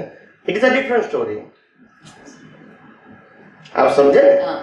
तो क्योंकि कोई भी दर्शन वाला व्यक्ति कभी ऐसा नहीं कहेगा कि मेरे को मालूम नहीं क्योंकि पूछने वाला व्यक्ति बुद्धिशाली है पर बताने वाला व्यक्ति दर्शन वाला है। How you can compare?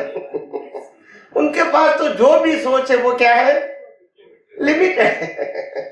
और इसीलिए मेरे को कभी भी बड़े बड़े साधु संत सन्यासी भी आते हैं, कभी कभी संजोग मिलता है बात करने का, तो कभी कभी वो लोग कहते हैं कि स्वामी जी ये तो बहुत बुजुर्ग है और शास्त्र का अध्ययन किया है, आगम का, वेदांत का, और 40, 50, 60 साल से वो प्रवचन कर रहे हैं, तो बहुत मतलब लर्नेड है, तो आप उनको उनके साथ बात करते समय आप जरा ध्यान रखना। मैंने बोला मेरे को क्या ध्यान रखना है? उनको ध्यान रखना है क्योंकि वो जो भी बात करेंगे वो किताबों की करेंगे, मैं तो बियॉन्ड किताब की बात करूंगा, तो उनके लिए ध्यान रखना है, मेरे लिए क्या रखना है? वो तो बेचारा जो भी बात करेंगे वो किताबों की ही करेंगे उनके पास तो। और जो भी नॉलेज है 40-50 साल से जो भी बता रहे हैं वो धार्मिक सत्य है, मैं मना नहीं करता हूँ, मगर धार्मिक सत्य से सनातन सत्य तो बहुत ऊपर है। वो तो रिलेटिव सत्य की बात करेंगे, जो भी करेंगे उनका लेवल ही रहेगा ना। वो सनातन सत्य की बात नहीं कर सकते, और करेंगे शब्द के रूप में तो एक्सप्लेन नहीं कर पाएंगे क्योंकि वो फॉर्मेट को ही पुरुषार्थ मानते हैं। तो उनकी तो मर्यादा मेरे को मालूम है, कोई भी धर्म वाला है उनकी लिमिटेशंस मेरे को मालूम है, तो वो कहीं से भी प्रश्न करेंगे, कोई तकलीफ है हमको सोचने की जरूरत भी नहीं है कि वो क्या पूछेंगे, बिल्कुल जरूरत नहीं है। उनकी रेडियस मालूम है ना, रेडियस कि उनकी रेंज क्या है, वो कितना भी पावरफुल क्यों नहीं बोलेंगे, उनकी रेंज वही रहेगी। उससे बाहर वो जो व्यक्ति फॉर्मेट को ही पुरुषार्थ मानते हैं उसकी रेंज रिलेटिव सत्य ही होती है, उससे ऊपर वो नहीं गया है। भले वो शब्द आध्यात्म का बोले, भले वो वाक्य सनातन सत्य का बोले, वाक्य बोल सकता है, अनुभूति नहीं रहेगी। अनुभूति होती तो बोलता ही नहीं ना, वो बोलता है। जब अनुभूति होती है तो कैसे बोलेगा वो? बोलेगा ही नहीं, वो बोलता है। इट मीन्स उनके पास वो विजन नहीं है। शब्द हो सकते हैं, सेंटेंस हो सकते हैं, मगर विजन, तो फिर वो क्या प्रश्न करेंगे? उनकी जो भी रेंज होगी वो क्या होगी, रिलेटिव सत्य की। तो ऐसे बहुत सारे लोग आते हैं मेरे पास, ऐसे पढ़े लिखे कहो या प्रवचनकार कहो या व्याख्यानकार कहो, आते हैं, मिलते भी हैं। हम इसका रिस्पेक्ट भी करते हैं, आदर भी करते हैं, क्योंकि वो लोकमान्य है। क्या है? लोकमान्य है, तो आदर करना ये हमारा कर्तव्य है। तो इसीलिए उसका आदर करना वो तो एक हमारा मानवीय धर्म है, आप समझे। मगर जब सिद्धांत की बात आती है तो फिर मैं ऊपर नीचे नहीं करता हूँ। व्यवहार से जो रिस्पेक्ट करना है वो करेंगे, उसमें कोई दो राय नहीं हो, रिलेटिव ऊपर। मगर जब सिद्धांत की बात आएगी तो फिर मैं गोल गोल नहीं बोलूंगा। मैं कहूँगा साहब ये है, आपको मानना न मानना आपकी मर्जी है, but this is the principle. सिद्धांत की बात में मैं आगे पीछे नहीं करता हूँ, उसमें कॉम्प्रोमाइज नहीं करता हूँ, व्यवहार में करूंगा। तो ये बात है, क्योंकि ये दुनिया में रिवॉल्यूशन लाना है। ऐसा कैसे आएगा? जब मूल व्यक्ति ही हिल जाए तो मतलब ही नहीं रहा। आप समझे? जब मूल व्यक्ति हिल गई तो क्या मतलब रहा? એમની વાતને આગળ કન્ટિન્યુટી એ રીતે કરે તો ને કે વાણી છે મન વચન કાયાના યોગ એ તો પર છે ને પરાધીન છે. નેક્સ્ટ તમને વિચાર આવે છે કે 28 તારીખે આ થયું, ભલે ડેટ થઈ ગઈ પણ આજે તમને વિચાર આવે છે તો એ તો આપણે એને પ્રીલોડેડ ગણીએ છીએ. તો એ બે સેન્ટેન્સ થી કઈ જવાબ દો ને. नहीं, वही तो हुआ ना कि आप इसको वैल्यू करते, वही तो मैंने कहा, अपने आप याद आता है, तकलीफ भी कहाँ है?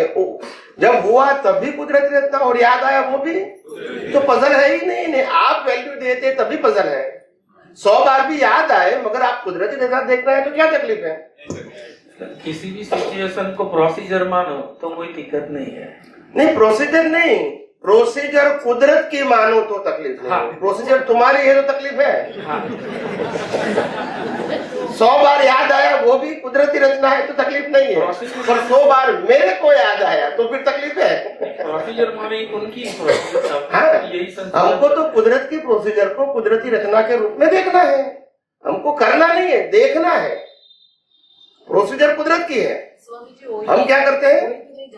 वही पुरुषार्थ है ना स्वामी जी. वही पुरुषार्थ. हाँ, वो तो क्या जी, वो तो याद आते रहते हैं ना, तभी तो हमें उससे अलग देखते हैं ना. ये तो अलग रहना है. वही तो मैं कहता वही हूँ. मेरा कहने का मतलब ये है कि अगर याद भी आता है तो भी आप उसको 100 बार भी आता है, एग्जाम्पल देता हूँ, मगर आप कुदरती रहते हो देख सकते हैं ना, क्योंकि संजोग तो है ही नहीं. अभी तो मेमोरी है, तो मेमोरी को कुदरती रचना देखने में क्या तकलीफ है? कोई भी नहीं. बस, तो फिर तकलीफ नहीं है कोई. अगर मैं उस समय भी आप उसकी वैल्यू करोगे तो फिर क्या होगा? फिर से वो तो बंधन हो जाए, हाँ, अज्ञान कड़ा. that's it. स्वामी जी जय सच्चिदानंद. हाँ, जय सच्चिदानंद. स्वामी जी अभी आपने बोला कि मूल आत्मा जो है वो ज्ञाता दृष्टा है और प्रतिष्ठित आत्मा है वो देखने और जानने वाला है. बोलिए. और स्वामी जी जो मूल आत्मा है वो विनाशी अवस्था को तो देख जान सकता नहीं है. फिर वो क्या, किस चीज का ज्ञाता दृष्टा रहेगा? ज्ञाता दृष्टा मतलब स्व पर प्रकाशक. ज्ञाता दृष्टा मतलब स्व पर प्रकाशक. स्व और पर दोनों को प्रकाशित करता है वो ज्ञाता दृष्टा. वो स्वभाव हो गया, वो क्रिया नहीं है. और देखना जानना वो क्रिया हो गई. मीन्स स्वामी जी ज्ञाता दृष्टा मतलब स्व पर प्रकाशक. सुमिना स्व और पर प्रकाशक वो ज्ञाता दृष्टा. तो फिर वो सिद्ध क्षेत्र में जाएगा तब स्वामी जी फिर उसका प्रकाशक ही है ना उस समय भी. उस समय भी प्रकाशित ही रहेगा. मगर उस समय जो प्रकाश में दिखता है, प्रकाश में दिखता है वो देखने जानने वाला नहीं है तो प्रॉब्लम भी नहीं है. यहाँ प्रकाशक है, पर प्रकाशक, मगर उसको देखने जानने वाला है ना जी, इसीलिए पजल है. वहां नहीं है. प्रकाशक है मगर प्रकाश में दिखता है वो देखने जानने वाला नहीं है तो पजल भी नहीं है. नहीं समझ में आया? एक बार फिर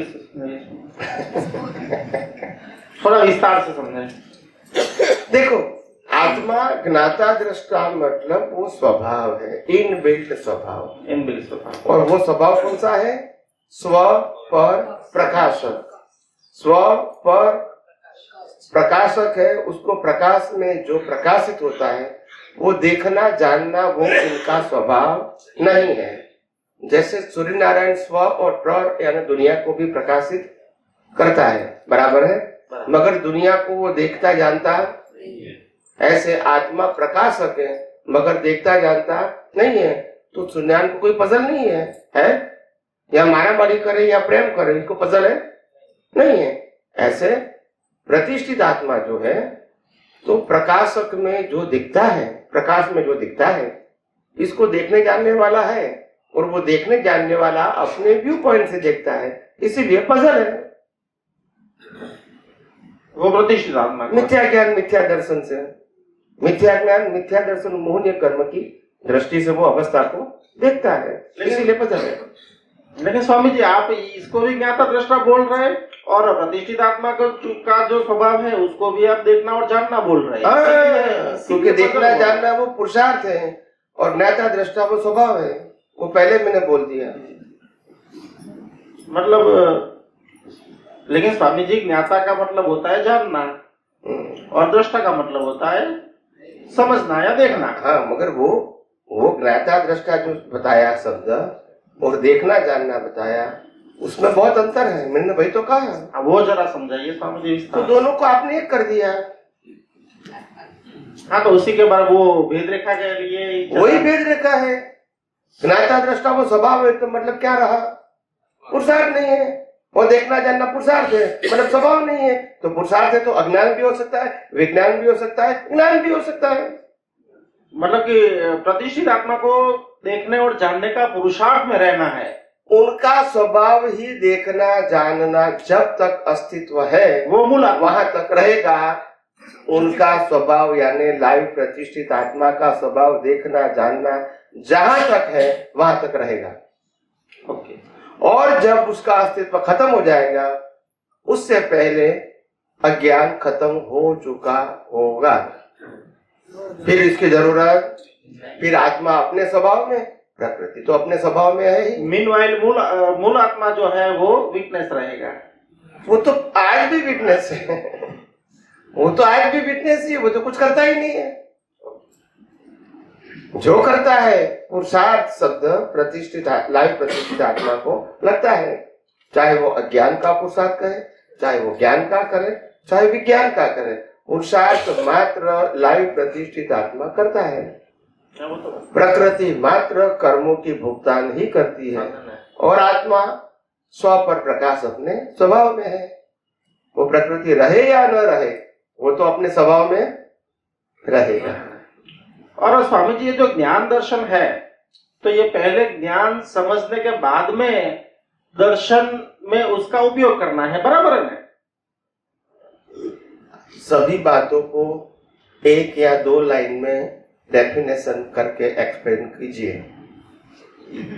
ये जो पहले, ये जो आप ज्ञान अभी जो हम लोग ले रहे हैं आपसे, आप हमें ज्ञान दे रहे हैं और हम वो ज्ञान को समझ रहे हैं, फिर उसका संजोगों में उपयोग करना है। वो ज्ञान अलग चीज है और ज्ञान दर्शन वो अलग चीज है। तुम दोनों को क्यों जोड़ देते हैं? हम जब ज्ञान दर्शन की बात करते हैं तो ज्ञान का मतलब आत्मा और दर्शन का मतलब ये ब्रह्मांड। ब्रह्मांड का ज्ञान वो दर्शन है और आत्मा का ज्ञान वो ज्ञान है। ठीक है, तो ये शब्द तो एक ही है, तो आप कहाँ यूज करते हैं ऐसे उसका मीनिंग होगा। समझ में आया?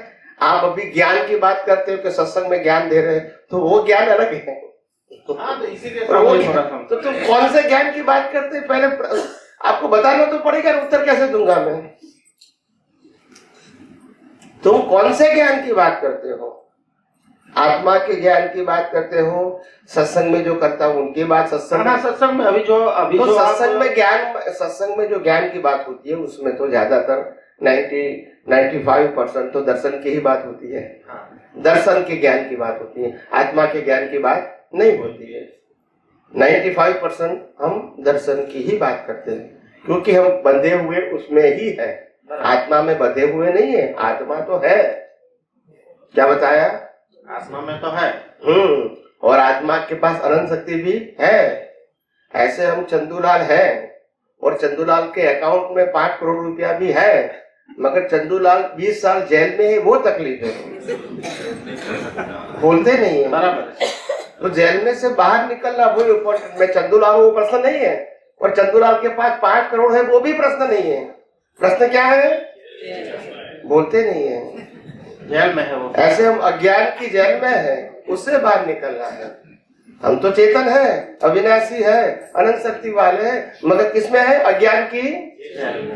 बोलो, नहीं समझ में आया? चंदूलाल बाहर है तो भी चंदूलाल है, जेल में तो भी चंदूलाल ही है। ज्ञान तो है लेकिन आत्मा में अंदर है, कोई काम का नहीं है। अभी आप समझ गए हैं। चंदूलाल नहीं किया। चंदूलाल बाहर है या जेल में है, मगर चंदूलाल ही है।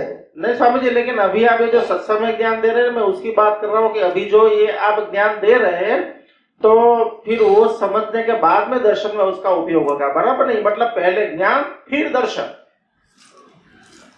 इस तरह से होगा ना स्वामी जी? मगर वो ज्ञान दर्शन का मतलब होता है दर्शन का ज्ञान। किसका ज्ञान? दर्शन का। हाँ, तो वो थोड़ा समझाइए स्वामी जी।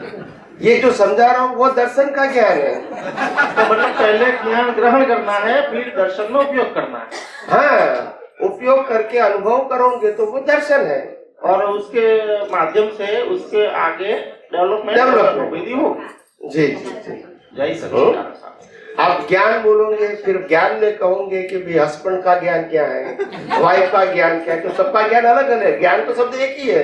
फिर बच्चे का ज्ञान क्या है, तो सबका ज्ञान शब्द एक है, ना मगर सबका ज्ञान अलग अलग है। नहीं, अभी आपने एग्जैक्ट वर्ड बता दिया कि दर्शन का ज्ञान, दर्शन का। हाँ वो बराबर है, एग्जैक्ट। ये मैंने कहा ना कि ज्ञानी पुरुषों की जो भाषा होती है आज तक किसी को समझ में नहीं आई, और किताबें पढ़ते रहते हैं, और वो कहना क्या चाहते हैं हम समझते क्या है। गीता में तो कोई दादा भगवान ने कितनी बार कहा है कि मैं जो ज्ञान की बात करता हूँ, मगर वो ज्ञान वो दर्शन है, मगर वो ज्ञान का मतलब आत्मा समझते हैं। अभी क्या कहेंगे, ये भी तो वो कहना क्या नहीं समझते, उनका विजन नहीं है ना। मेन प्रश्न विजन नहीं है। आत्मा के ज्ञान के ज्यादातर वर्णन की जरूरत नहीं है। जो भी किताबें इतनी बड़ी बड़ी लिखी है कोई भी धर्म में, चाहे वेदांत है, चाहे आगम है, चाहे गीता है, उसमें 95% या 98% जो बातें हैं वो दर्शन की ही है, और दर्शन की ही होती है। उसमें ज्यादातर एक्सप्लेनेशन होता है, ज्ञान में नहीं होता, वो तो फिक्स है। हजारों लाखों होता है, फिक्स ही है ज्ञान। जो पजल किसमें है, दर्शन में है। और दर्शन में जो अवस्था होती है वो हर समय क्या होती है, परिवर्तनशील। तो इसमें आप फिक्स नहीं बोल सकते। ज्ञान तो फिक्स है, लाख अवतार में भी ज्ञान तो यही रहेगा कि मैं चेतन हूँ, अविनाशी हूँ, अनंत शक्ति वाला हूँ। उसमें कोई परिवर्तन अनुभव करो या ना करो वही रहेगा, मगर यहाँ परिवर्तन होगा। और इसमें लोग फंसे हुए हैं रिलेटिव सत्य में, क्योंकि वो परिवर्तनशील है। ज्ञान परिवर्तनशील नहीं है, दर्शन की अवस्था परिवर्तनशील है। दर्शन परिवर्तनशील नहीं है, दर्शन की अवस्था, और लोग अवस्था में फंसे हुए हैं। और उसी का जो अभी आप ज्ञान दे रहे हैं वही दर्शन का ज्ञान। हाँ, और उससे निकलने के लिए ये मिथ्या दर्शन में से निकलने के लिए एक ही मार्ग है, एक ही रास्ता है, एक ही मास्टर की है। सभी प्रकार की रिलेटिव विनाशी अवस्थाओं को कुदरती रचना देखो। That is the only permanent master की ऑफ योर ऑल पजल। ये ज्ञाता दृष्टा का क्वेश्चन तो इसलिए स्वामी जी हुआ कि पहले आपने सत्संग में बताया हुआ है कि सिद्ध क्षेत्र में कि आत्मा का ये जो ज्ञाता दृष्टा है वो आत्मा का गुण नहीं है, क्योंकि सिद्ध क्षेत्र में जाके उसका कोई काम नहीं है, ज्ञाता दृष्टा कुछ उसको करना नहीं है। इसलिए मैं थोड़ा ये क्लैरिफाई करना पड़ा। तो ये जो भी लोग ने कहा है मेरे को जानने की जरूरत नहीं किसने कहा है, ये भ्रांति का ज्ञान है। ज्ञाता दृष्टा ये उनका स्वभाव है, क्या है उसमें है क्या नहीं है वो प्रश्न नहीं है, मगर जिनकी जो सोच होगी वो करेक्ट है अपने हिसाब से। ज्ञाता दृष्टा आत्मा का स्वभाव है। आप कहोगे यहाँ इसको आत्मा चेतन है और सीधे क्षेत्र में जाएगा तो वो चेतन नहीं है, ऐसा थोड़ी होगा। स्वभाव तो यहाँ भी रहेगा, वहां भी। स्वभाव का मतलब होता है परमानेंट, वो आता जाता इसको अनुभव करना है, मगर वो आप नहीं अनुभव करोगे तो भी उनका स्वभाव तो है ही। फिर वो सिद्ध क्षेत्र में स्वामी जी जाके क्या चीज, मतलब ये पूरा जो ब्रह्मांड है वो प्रकाशित करेगा और उसको जानना है, ऐसा फिर आ गया। आपने बोला ना कि स्वभाव ज्ञाता दृष्टा मतलब स्व पर प्रकाशक। हाँ, फिर उसका स्वभाव है तो सिद्ध क्षेत्र में जाके भी रहेगा।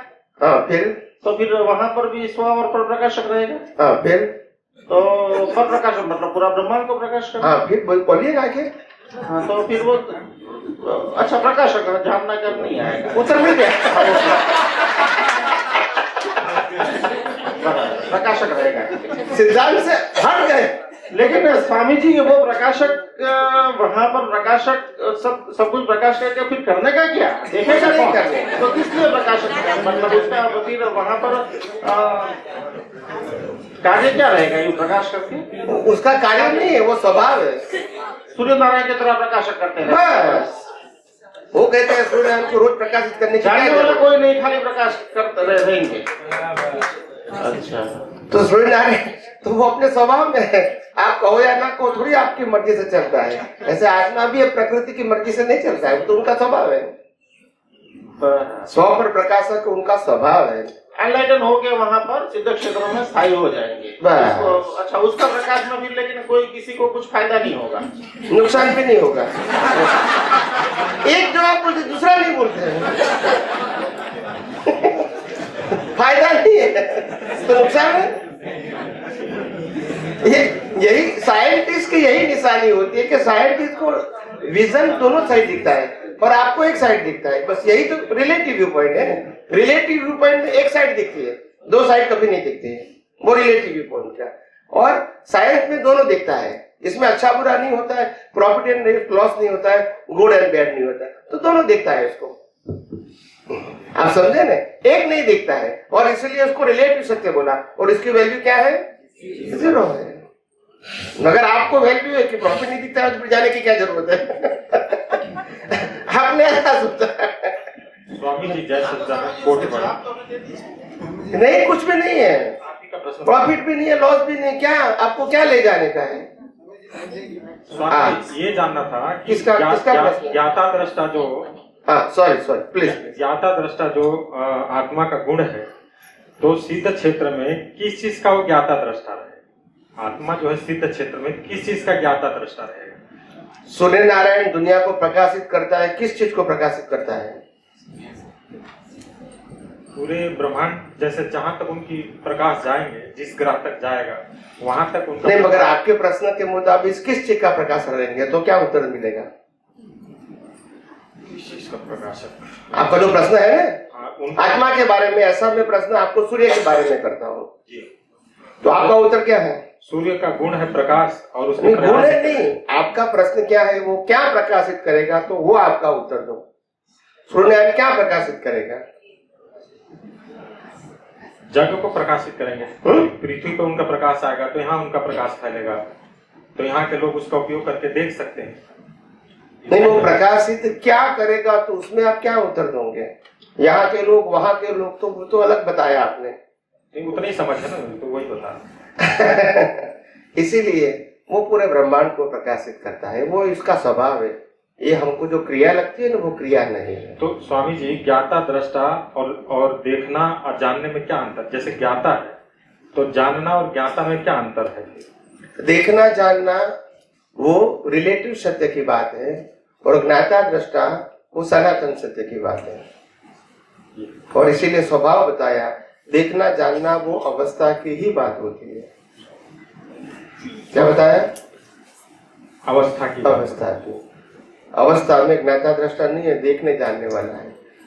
तभी तो वो इसका उपयोग करके अज्ञान बढ़ा सकता है और अज्ञान मिटा भी सकता है। स्वामी जी, आप बताएं कि पूरे ब्रह्मांड को प्रकाशित करता है, लेकिन ज्ञाता दृष्टा जो ये गुण है, वो किस चीज को वो ज्ञात करेगा, किस चीज को वो मतलब देखेगा? ज्ञाता दृष्टा जो है किस चीज को देखे? क्योंकि वहां पे सिद्ध क्षेत्र में तो केवल स्पेस है, तो किस चीज को वहां पे वो देखेगा, ये थोड़ा बता दीजिए। किस चीज को जानेगा वो? ज्ञाता मतलब ज्ञात करने वाला, तो ये है ही नहीं वहां पर, तो किस चीज का ज्ञाता रहेगा? पहली बात ये है कि आत्मा का स्वभाव जो ज्ञाता दृष्टा है, वो विनाशी चीजों को देखना जानना उसका स्वभाव ही नहीं है, यहाँ भी और वहां भी। तो वहां पे जो गुण है उनका नहीं, यहाँ भी नहीं है। मैंने दो बताया, एक अभी आधा मत पूछो, मैंने दोनों बता दिया, यहाँ भी और वहां भी। अभी प्रश्न दोनों याद रख के पूछो, आधा आधा मत पूछो। स्वामी जी ने ऐसा कहा कि आत्मा विनाशी वस्तु का ज्ञाता दृष्टा नहीं है, समझो। विनाशी वस्तु को देखना जानना इनका स्वभाव यहाँ भी नहीं है, वहां भी नहीं है। आत्मा स्वभाव का और इसीलिए किसको प्रकाशित करता है, किसको प्रकाशित नहीं करता है, वो सब्जेक्ट तब आएगा जब वो विनाशी अवस्थाओं को देखने जानने वाला है, मगर वो तो है ही नहीं। ठीक है, ये समझ गया कि विनाशी चीजों को का वो ज्ञाता दृष्टा आत्मा नहीं है, देखने जानने वाला नहीं है। अच्छा, मैंने पहले भी कहा कि विनाशी अवस्थाओं को देखना जानना इसको ज्ञाता दृष्टा नहीं बोलते हैं, और जो ज्ञाता दृष्टा बोलते हैं उसमें विनाशी अवस्था नहीं आती है। लाइन ऑफ डिमार्केशन पे लगा दीजिए। तो मेरे को केवल ज्ञाता दृष्टा के बारे में जानना है। ज्ञाता दृष्टा वो आत्मा का स्वभाव है, तो उसको स्व पर प्रकाशक बोला मैंने। ज्ञाता दृष्टा का मतलब स्व पर प्रकाशक जो कह रहे हैं आत्मा का गुण, उसको ज्ञाता दृष्टा मैं समझ सकता हूँ क्या उसका मतलब यही? मैंने पहले भी कहा कि स्व पर प्रकाशक या ज्ञाता दृष्टा दोनों एक ही बात है, वो पहले मैंने बोल दिया, फिर दोबारा बताने से क्या फायदा। और देखना जानना वो लाइव प्रचितात्मा स्वभाव है, वो भी मैंने बोल दिया, सब बोल दिया। अभी 10 बार बोलूंगा तो भी यही रहेगा, पजल नहीं रहेगा। लाइन ऑफ डिमार्केशन होती है ना, इसमें इफ एंड बट नहीं होता है, कभी ऐसा कभी ऐसा। हाँ, आप और कोई व्यक्ति के प्रवचन में जाएंगे तो ये पजल रहेगा, क्योंकि उनको ज्ञाता दृष्टा और देखना जानना इसका मीनिंग मालूम नहीं है, तो वो डबल यूज करेगा। कभी आत्मा के लिए भी ज्ञाता दृष्टा कहेगा, कभी प्रतिष्ठित आत्मा के लिए भी ज्ञाता दृष्टा कहेगा, वो कहेगा, क्योंकि उनको मीनिंग नहीं मालूम है। मैंने पहले भी कहा कि ज्ञाता दृष्टा वो स्व पर प्रकाशक है और स्व पर प्रकाशक वो ज्ञाता दृष्टा है। फिर उसके कहा कि ज्ञाता दृष्टा और स्व पर प्रकाशक में विनाशी अवस्थाओं का देखने जानने का स्वभाव यहाँ भी नहीं है, वहां भी नहीं है। तीसरी बात, देखना जानना वो लाइव प्रतिष्ठित आत्मा का स्वभाव है और वो यहाँ ही है, वहां तो है नहीं, तो ये अलग बना दिया। ठीक है, अभी इसमें क्या समझना है बताइए? नहीं समझता, अब जो समझाया आप समझ में आ गया मेरे को, आ गया समझ में। वो जैसे आप बोलते जाते हैं ना स्वामी जी, तो उसको समझते रहते हैं, तब तक आप अभी क्या है कि नए हैं तो आप शब्दों से परिचित नहीं है, तो कभी ऐसा लगता है। यही बात है। कोई बात नहीं। अभी तक क्या हुआ, अभी तक जो भी आपने सत्संग जो भी सुने हैं पढ़े हैं, जहां भी प्रश्न इंपॉर्टेंट ये नहीं आपने कहा पढ़े हैं, मगर वहां क्या होता है साइंटिफिक क्लैरिफिकेशन नहीं होता है। कभी वो आत्मा को भी ज्ञाता दृष्टा बोलते हैं, कभी प्रतिष्ठित आत्मा को भी ज्ञाता दृष्टा बोलते हैं, कभी बाबा का भी ज्ञाता दृष्टा बोलते हैं।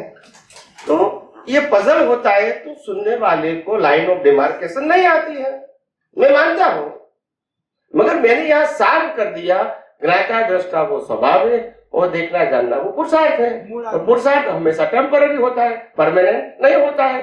और ज्ञाता स्वभाव है तो मतलब क्या होगा, परमानेंट। तो परमानेंट किसका स्वभाव होगा? आत्मा का ही होगा।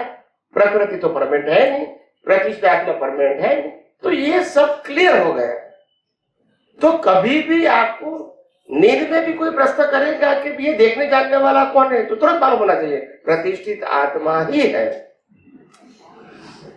फिर आपको और कोई चॉइस नहीं करना है कि ये है कि नहीं, इसलिए मैंने क्लियर कर दिया। क्या कर दिया, पजल ही नहीं रहे। हाँ, कोई व्यक्ति को जब मालूम नहीं है तो ठीक है, वो बोल सकता है, मगर हमारे पास तो विजन क्लैरिटी होनी चाहिए ना।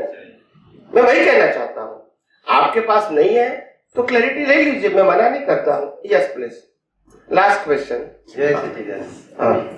ये दो टाइप का नेचर है, एक नेचुरल नेचर और दूसरा है अननेचुरल नेचर।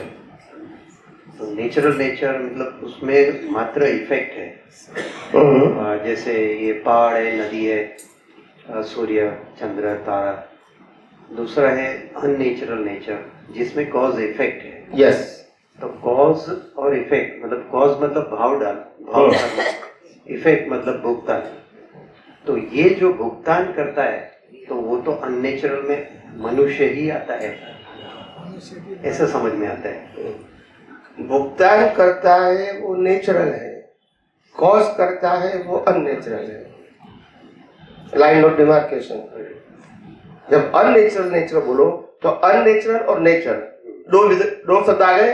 अननेचुरल मतलब कॉज, अननेचुरल नेचर मतलब इफेक्ट। इफेक्ट तो कुदरत ही देगी, चाहे नेचुरल नेचर है या अननेचुरल, दोनों में इफेक्ट कुदरत ही देगी, मगर नेचुरल नेचर में कॉज नहीं है, अननेचुरल नेचर में कॉज है। तो अननेचुरल वो कॉज, फिर अननेचुरल नेचर का मतलब इफेक्ट।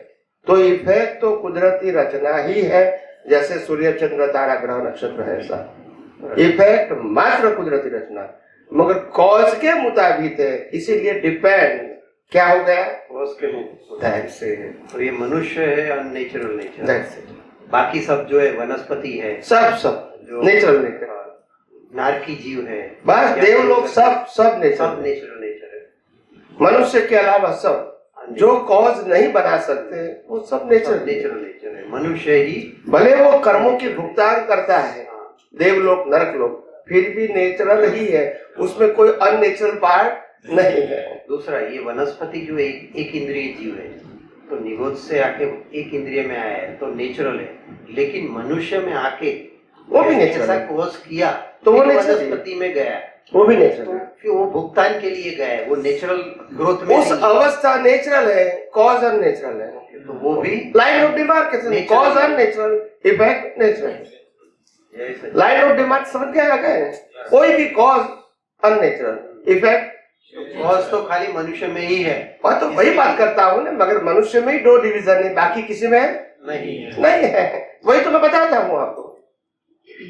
और कितना क्लियर है, इफेक्ट तो कोई भी व्यक्ति की होगी, नर गति की, देव गति, मनुष्य या पशु योनि की, वो नेचुरल ही होगी। तभी तो मैं कहता हूँ कि मन वचन काया की अवस्था मात्र कुदरत इतना का मतलब नेचुरल है, और कॉज अननेचुरल, क्योंकि आप करते हैं आपके ज्ञान दर्शन के मुताबिक, तो वो इंडिविजुअल हो गए। समझ में आया?